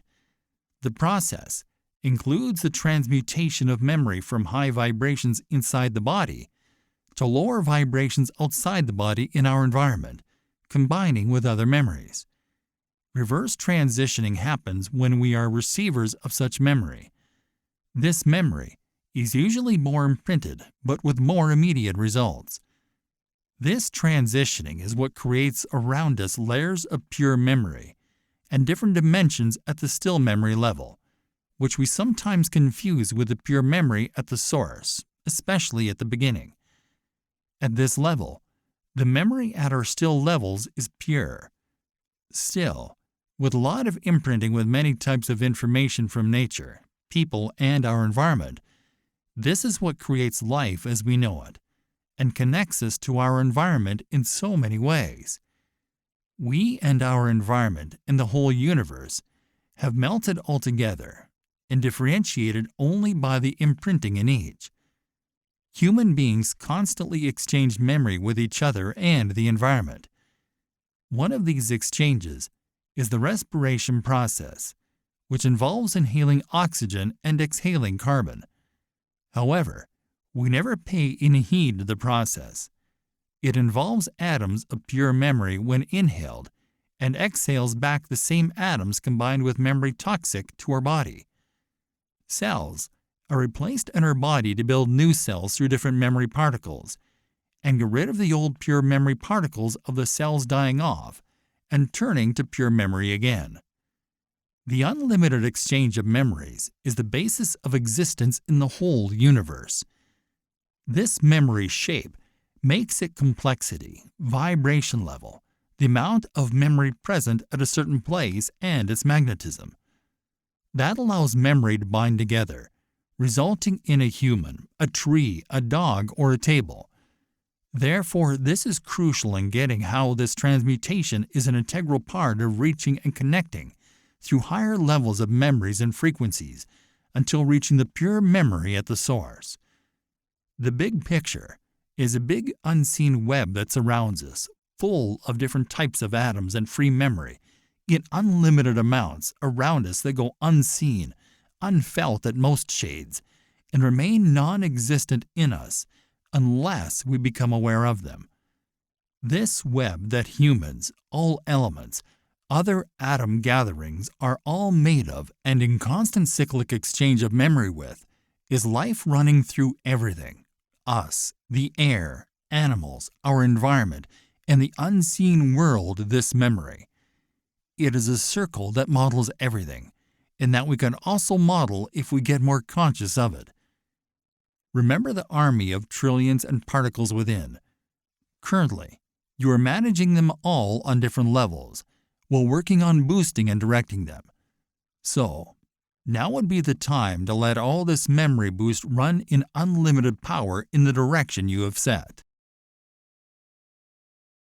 Chapter 6. Letting the right memory run our life. Our life, our actions, our feelings are all operating on a different level now.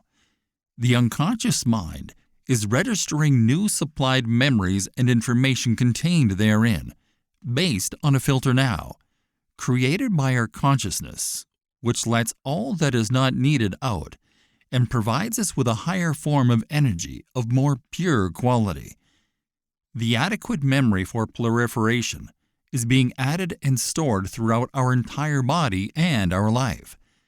This change of vibrations will create a new level of awareness of ourselves and our environment. The power and the effectiveness of this new fresh memory will be reflected as a feeling of serenity for the remaining of our life, where we can genuinely feel the power behind it managing everything. One would find at this stage that he can function better physically, emotionally, and spiritually. Our sense of this force that we gained will educate our soul, spirit, body, and mind to transcend the physical reality we used to experience to another dimension of physicality. A lot of what used to matter in our lives before will matter no more.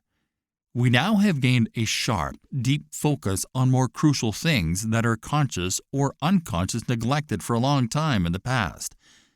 Life will look so completely different from this new reality angle now. This pure energy obtained from extracting untainted energy from the source will give us more capabilities and new powers to lead a life headed towards prosperity and well-being. One can experience the innate tendency of feeling abundant grows, and our problems decrease in severity, enabling us to solve problems with logic and pure energy. Fear, worry, hesitation, and uncertainty will have no place in our life. One can learn at this stage that our energy can reduce these feelings we always had to a very minimal level, and that our thinking process can now kill these feelings in our mind as soon as they are born. Positivity will start to prosper inside, leaving way to a feeling of constant rest. That will be a life changer for anyone, as he will become a better version of himself. Both body and mind will be synchronized, and all organs and cells will be working on the frequency they should be working on to run properly. One would start feeling rejuvenated and would start noticing not falling sick as much as he did before. It is when our body's ability to heal itself shoots up, and if we already suffer from any health issues, we could realize that disease is controllable, and we can easily fight it with our newly gained energy very effectively. People have beaten many deadly diseases efficiently, just based on faith and belief alone, and faith is only channeling the source memory to the body cells, thus a small part of the process we undertook. What heals is the energy we are acquiring, and not the way we are developing it. Pure memory is positive and carries the intention of the Creator.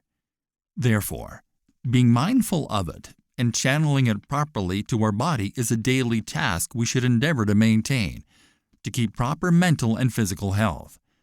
Consequently, thankfulness and positive thinking are a must, as they allow us to keep the flow going with adequate frequency and vibration levels. These are the frequencies to attain a certain level of consciousness, to establish a connection with the origin. However, the quantity and quality of pure memory one put at use all rely on the state of mind in which he maintains his body and mind, and what he subjects them to. And therefore, this is why purifying our body and mind from all pollutants was essential to be able to attain these frequencies.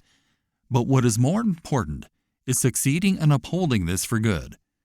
The placebo effect that we referred to medically at the beginning of the book is so strong because it relies on just this process, which lets our mind unleash the powers within our genetic memory in an unconscious way. When we direct this newly acquired energy inwards, we will soon realize how everything is in our hands and our control. Moreover, we will also realize that we hold a variety of both directable and redirectable powers towards our environment or ourselves. Thus, the ability to alter our reality would become clearer, and control over modeling our reality would be whole. We can now look at our work and enhance it, at people, and gain their trust and support, and at the source to obtain all the energy we require, and get back signals from everywhere that we can read. Our sixth sense and gut feeling will be accurate greatly, and will be felt strongly. This is where all universal laws that were drafted to regulate all this existence would start to materialize and work in our favor, as we are now fully aligned with them. This would allow the proper manifestation of anything we desire. It surely will never be a push of a button or magic stick, as a lot of building needs to be done little by little within us. But we will realize that everything is lined up in a way that we would be able to do it, and that we are on the right track with a sense of accumulation. This is the first block in building our new life. We might have wondered for a long time before why things do not work the way we want them to, but now we actually can realize why, and that it was always because of us. The machine which was operating for these things to be happening was fully defective, and a defective machine could never produce a good product. This newly acquired energy emanating from our newly revealed memory should be released everywhere internally as well as externally, and we should start living it and breathing it and feeling it all the time in full silence, running through our full body, and realizing its magnitude would be an experience by itself. We should treat this feeling as our closest silent friend, and it will start giving us clarity throughout our life, and let us put sharp boundaries between what is right and what is wrong, between what should be done and what should not. I suggest that one should turn inside and have a deep conversation with himself at this very stage. Once someone has experienced a conversation with himself, there is no going back. He will realize its worth and essence instantly. This positive flow of memory from the source toward our inside, and the way we deflect it towards the outside, should be protected like protecting one's child, and should be watered continuously to become permanent through repetition.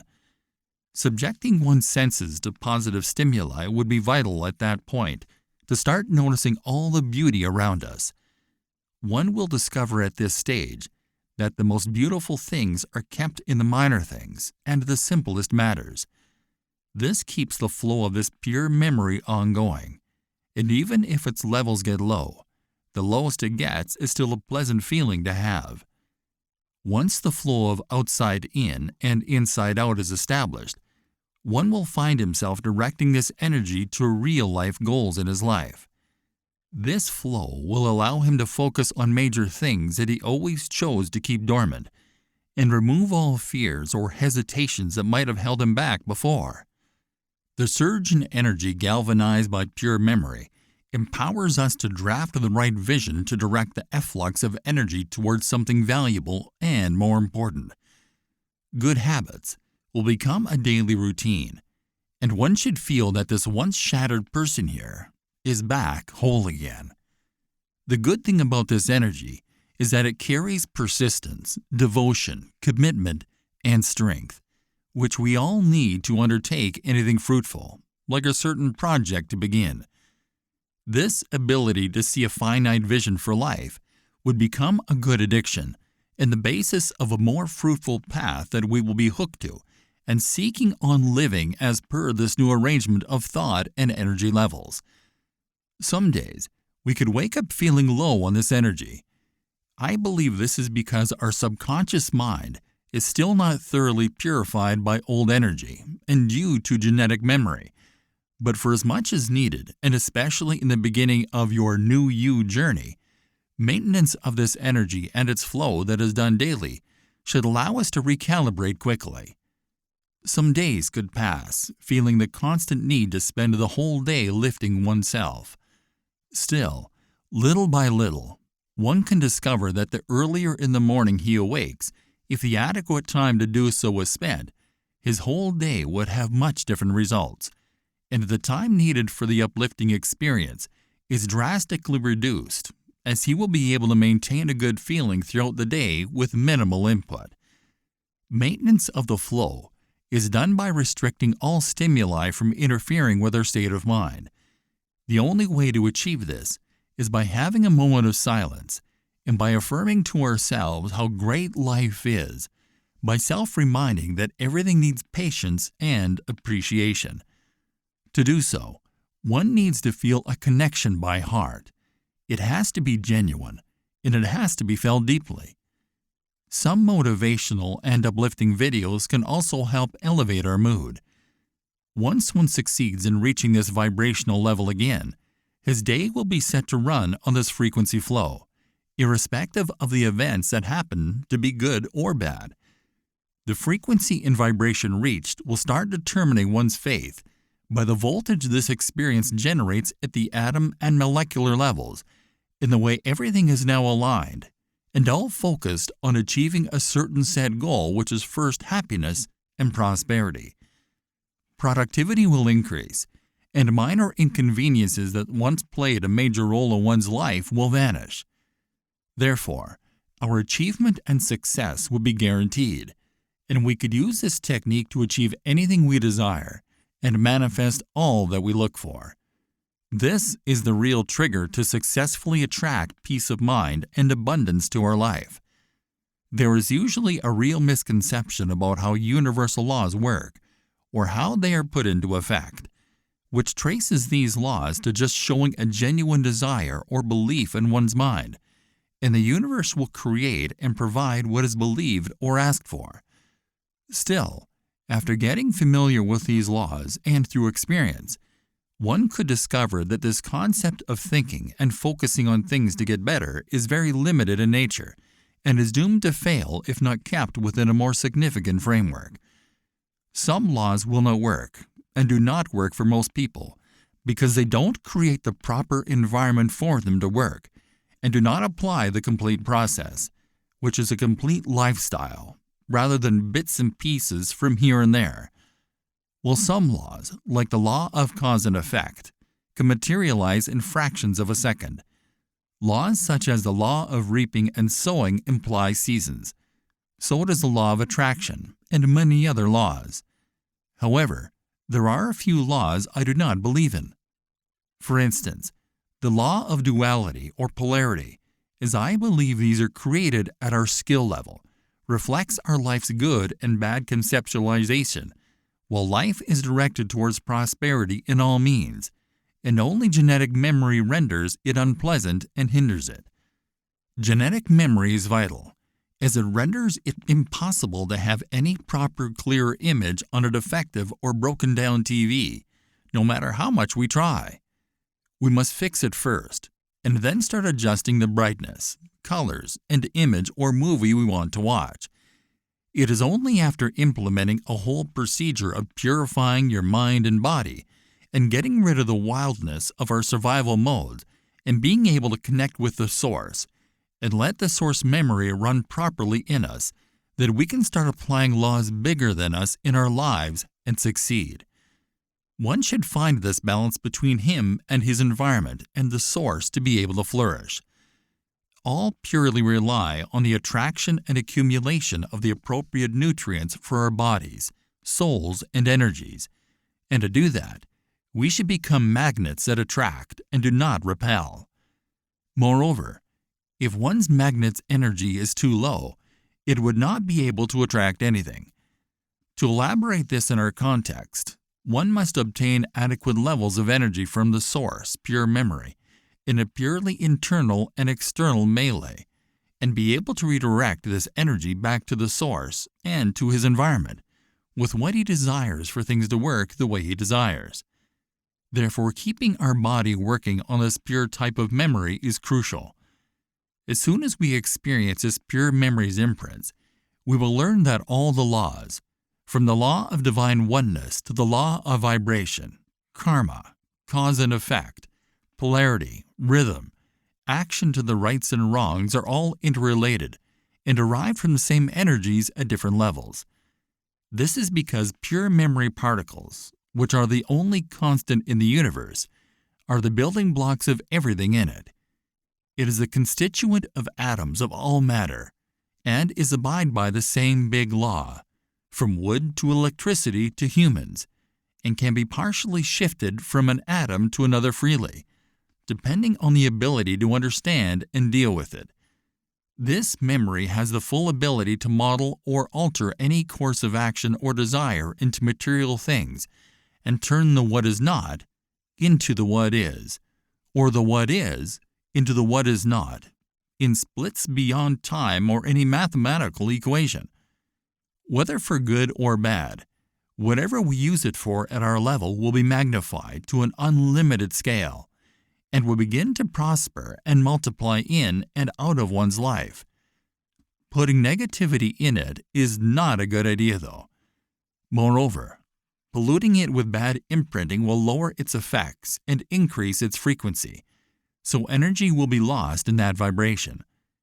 When expressing hate, for instance, this hate, when getting associated with this pure memory, will turn our life into pure misery, and when sent across, it will attract more hate at an uncontrollable vibration level. So, one must be fully aware of what to feel or do, because this can be dangerous if used mistakenly, as much as it can be beneficial if used properly. Most of our problems on personal levels or at work, etc., psychological problems and emotional suffering, when left untreated or unattended, become messes.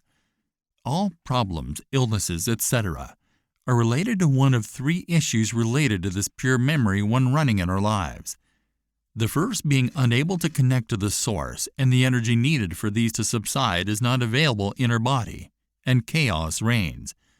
The second is the inability to consciously or unconsciously remove negativity from this form of energy. The third is not knowing how to circulate this energy properly, the within or the without. Once these three issues have resolved, any problem, any disease can be sorted out or cured on a personal level, as soon as one puts adequate energy and apply an adequate conscious approach towards a problem, before the issue gets out of control by the problem or disease taking fully over, where it could be too late. Running this memory needs a lot of awareness of the fact that atoms in our bodies are already imprinted with genetic memory and rely on the survival mechanism most of the time. This is due to the innate program they run on to preserve our species, and this is where suffering takes place, as the change would be going against this wildness in us and try to tame it. Therefore, we would find on that atom level, and thus on the cell level, and in consequence on all levels, an unconscious untamed wolf so aggressive that it attacks any other behavior and tries to either dominate it or run from it by nature. This wolf feeds on the needs of reproduction and being fed. This is the reason why the pure memory at first clatters with it, as each is at a different vibration level. But later, with repetition, genetic memory is tamed and surrenders to the highest power that becomes its administrator through imprinting. Once one can discern each memory behavior, hormone secretions in the body will be automatically adjusted, and taming the wolf will be possible to make it work for you. This process of running on pure memory would result in ruminating part of the unconscious mind into a more conscious state, which could be vaguely read in the beginning to be more explicit with time. One could realize at this level that the unconscious mind consists mainly of all information stored in all atoms of cells, and is not a specific part of the brain, but rather the total reading of the brain of the atom's data at the cellular level. This pure memory tries always to control the genetic memory, to direct it towards different paths. Knowing that, one can start retrieving data from his unconscious, to use it consciously by being conscious of how much pure memory is contained in him. Directing this pure memory particle to reflect a considerable part of the genetic memory it comprises would be a tough job, especially when tackling an area where one could not see due to sensory and mind limitations. But once we succeed in directing our pure memory through repetition, on reflecting on revealing genetic memory, a lot of information will start being provided to the brain unconsciously for processing. A lot of this information would not be understandable to us no matter what we do. Still, a considerable amount of it would form after repetition a certain logic about what genetic memory is, but also a small part of what pure memory is, through its imprinting of genetic memory and the traces it holds from the source. The unconscious seems to be made of pure memory particles imprinted with genetic memory, directly obtained from the source, as well as genetic memory imprinting through the accumulation of genetic survival sensory memory, through generations of evolution on the still-level memory at the same time, and controlled and kept in order by pure memory. Therefore, our subconscious seems to be revealed to us through two channels, one from the source directly at all times through memory particles exchange, and the second from the still memory we inherit and acquire. And this can be an explanation of how life evolves being run by genetic memory, with traces of higher memories combined with alternating frequency at the same time.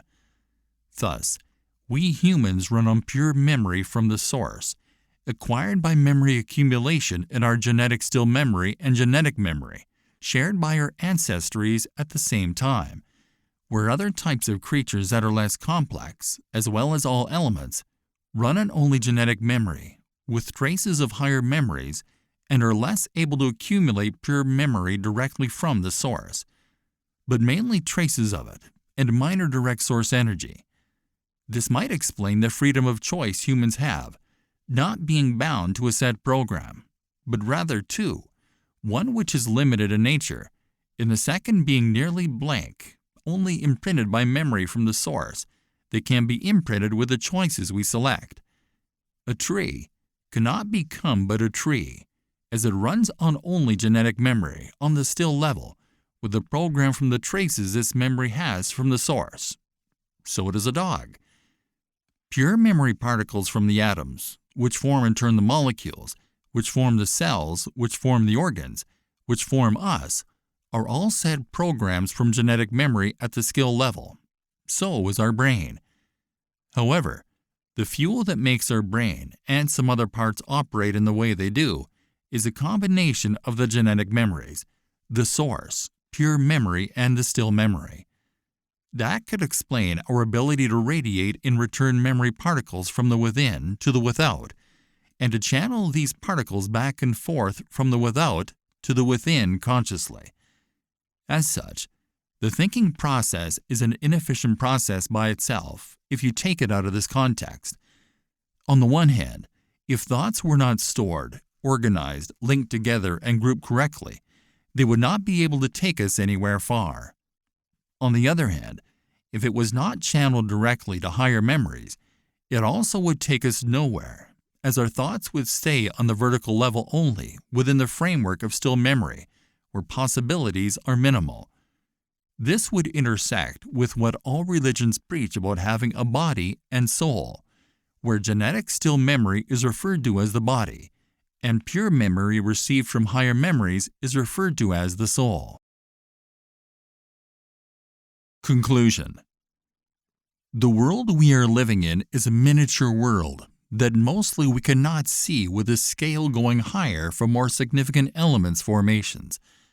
Some are simple, and some are too complex, but made of the same base.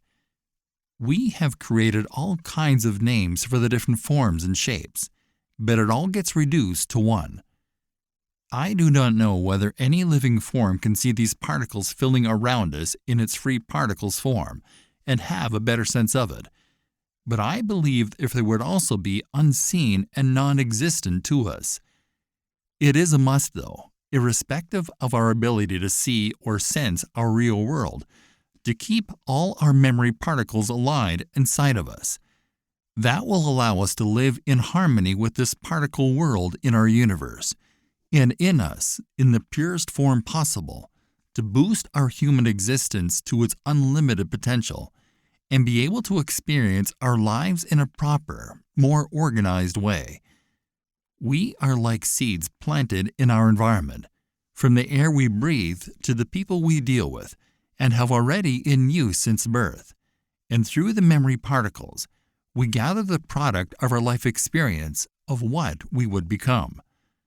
Thus, one should not spend all his days thinking and wishing and stressing how to become, but instead focus on facilitating his growth naturally. We have the ability at any level, down to our smallest atom, to store more intelligence and more information, whether consciously or unconsciously, and process it by our brain. Never leave a bad memory in you, nor around you. We can have a drastic impact on our past and change it, since it is an accumulation of memory up till the present, by implementing the immediate corrections to what we do not feel at ease with it having happened, through imprinting our present memory with better variables. So when the present becomes past through this a new addition we have done, it would be a brighter past. Moreover, doing that would give us a more controllable and pleasant approach to our present, which we would be enjoying more, and that will inevitably affect our future. Time as we know it does not exist. Time is only the calculation of the accumulation of memory that leads to a change from the state it was to the state it becomes. What we feel is time is instead the ultimate organization of memory in the universe in a precise manner at work. Prayer by spoken words does not work, as the speech is intended to exchange information through memory particles between humans. Words use sound vibrations, which rely on air particles to travel. Sound does not travel in the universe where no air is. To speak to the universe, you need another language, different frequencies and vibrations than words. It needs what is behind the words you say, the frequencies you emit, a real true faith, and immense gratitude. Prayer needs to be in silence without saying a single word. Other creatures in the universe with more developed brains, memory reader, and more senses if they exist, and I believe we are not alone, as pure memory always develops to reach its still form across existence. They are more complex creatures than us, with more complex reading abilities than we have, and they will be technologically more advanced for sure. Still, we have what is needed, which is the key to unveiling new worlds in an unlimited way. If we put adequate knowledge into this pure memory, when it gets imprinted with, it will take us to other levels. It can develop all elements into more advanced creatures with higher abilities and skills. Life is a severe progression, as we lead it as a fight between genetic and pure memories, but it can be, little by little, modeled to reach where we want to get in a very smooth way once we grasp the concept of life. Most people suffer for nothing. Suffering and pressure are part of the normal imprinting process, which few only learn to consider as a normal process to change things. Life is a process of building through hard activities the paths we choose, and it is not accessible. If it was easy, everyone would lead a perfect life. Once anyone understands the logic of this journey after suffering for some time, he would realize that suffering, is the only way to make the serious decision to stand up and start building his life productively. Hardship is a requirement to push through the memory web. Rebuilding requires tearing down the older building to the ground, especially if we have built our life up to this point on wrong foundations. Never fear the destruction phase, as it could be smoother than you can imagine. A sinful life suggests a lot of endless problems on the financial side of the level of the relationship or any other level. Never run from your old problems when undertaking the new building project. Problems include most of the time other people. Sit with these people, speak to them, and try to reach a solution for these problems to be dismantled. Never consider your problems as non-existent and care less about them, as they will surely backfire on you. But whenever all that is not needed is destroyed, get back to the building site to continue where you have reached. One can meditate on destruction and building a bit and see how it follows the same rule of vibrations and frequencies in the universe. To build anything, we need a certain level of smooth, low vibration, but we need a much higher vibration if we want to destroy anything. Contemplate on that in the context of reaching for the source. Find the right level of vibration. Set the right direction for the future, and you will be on the right path to unlock the potentials of life. Although lousy energy, negativity, murder, chaos surrounds us and controls many of us, it is our responsibility to control our lives and direct the results towards organizing it and organizing the memory within. Many people are preoccupied with destruction at many levels due to their ignorance or carrying different agendas emanating from their instinctive genetic memory. But you do not have to be as such, as the price could be very high to pay. Chaos does not exist in the universe around us, but rather in people. Even a storm is organized. Our stored memories and what we do under them on the conscious level determines our life direction and quality. So, at least turn them aligned to what is directed and fruitful. If we do not organize our memory, it will pull us back to the genetic memory level, where instinct reigns to a very great extent. The devil does not exist. We have created him in our lives through our thoughts, feelings, actions, and all other sorts of bad imprinting or lack of imprinting in us and around us, and negatively unconsciously programmed our minds and bodies by taking no action to regain control and always expecting a different result. All bad energies, including what we call demons, devils, etc., are created by us, boosting the survival mechanism to its highest and creating our own bad karma. All this is not available at higher memory levels. The more we imprint ourselves with negativity and limitation, the more we feel that hell is breaking loose on us, and that everything turns against us. Imprinting is karma. Unconscious negative programming and bad imprinting of memory through bad experiences, bad food, bad thoughts, bad judgments, and bad energy would lead to undesirable effects, as we will be facilitating their expansion in our existence, both in us and around us. It is an abyss we unwillingly build due to a lack of knowledge and fall in. So please get out of there and live transparent and straightforward in all this complexity around you. The whole experience of accessing this source will lead anyone to a conviction that whatever he thinks, feels, does, and wishes, he becomes. No matter how important one might see himself, he remains no better at the existence level than everything around him. From the tiniest ant to the largest blue whale, we are all part of the same web. It creates modesty and adds value to life aspects, embedding the idea about real-life values.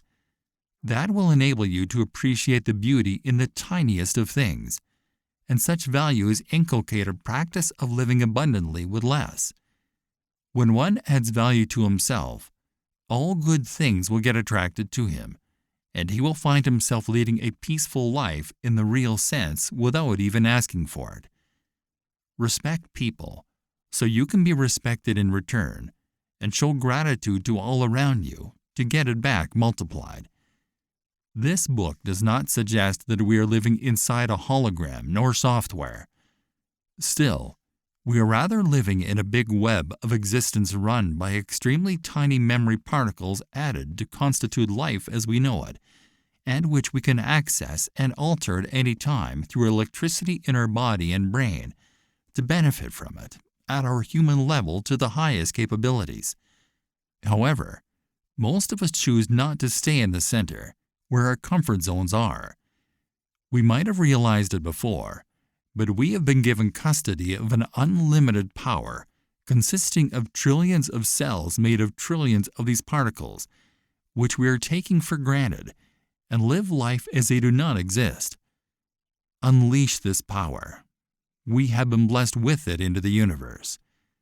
Our sadness, madness, and difficult life are the direct results of keeping all this power pressurized inside us like a gas bottle ready to explode.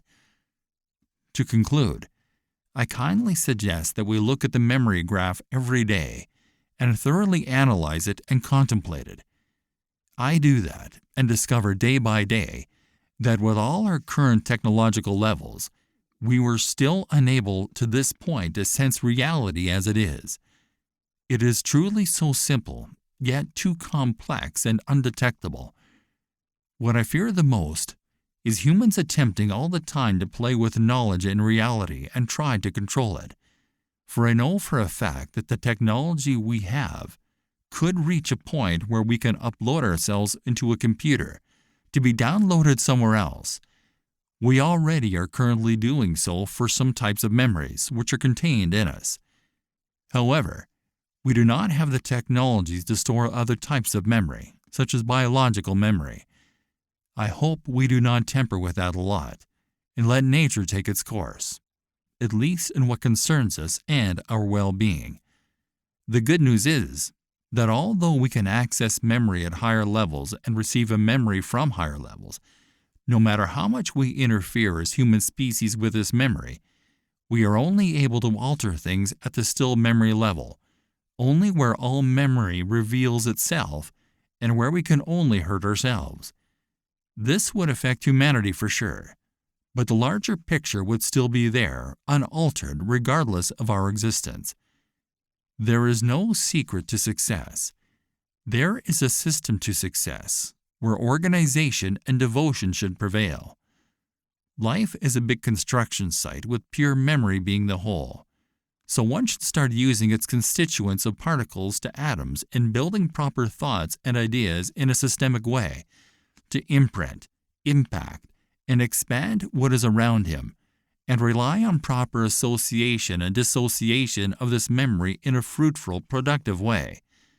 Otherwise, something less effective will be automatically built at the same spot he intended to build. Life is an inclination of memory drivers to imprint other memories, so one should shape his life and its stamina in an effective way to start making meaningful imprinting of himself with positive thoughts and actions based on proper knowledge. He should be open to change, as many of his thoughts and actions need to be altered along the way as he will learn more. No matter what, one should keep pushing in this tissue of life, as the more he pushes, the more it will be reshaped in his way and be impacted by his actions. Remember always that what we put in will multiply and create an impact that will last for a long time until it gets imprinted again, and this will in turn create an impact back on the initiator.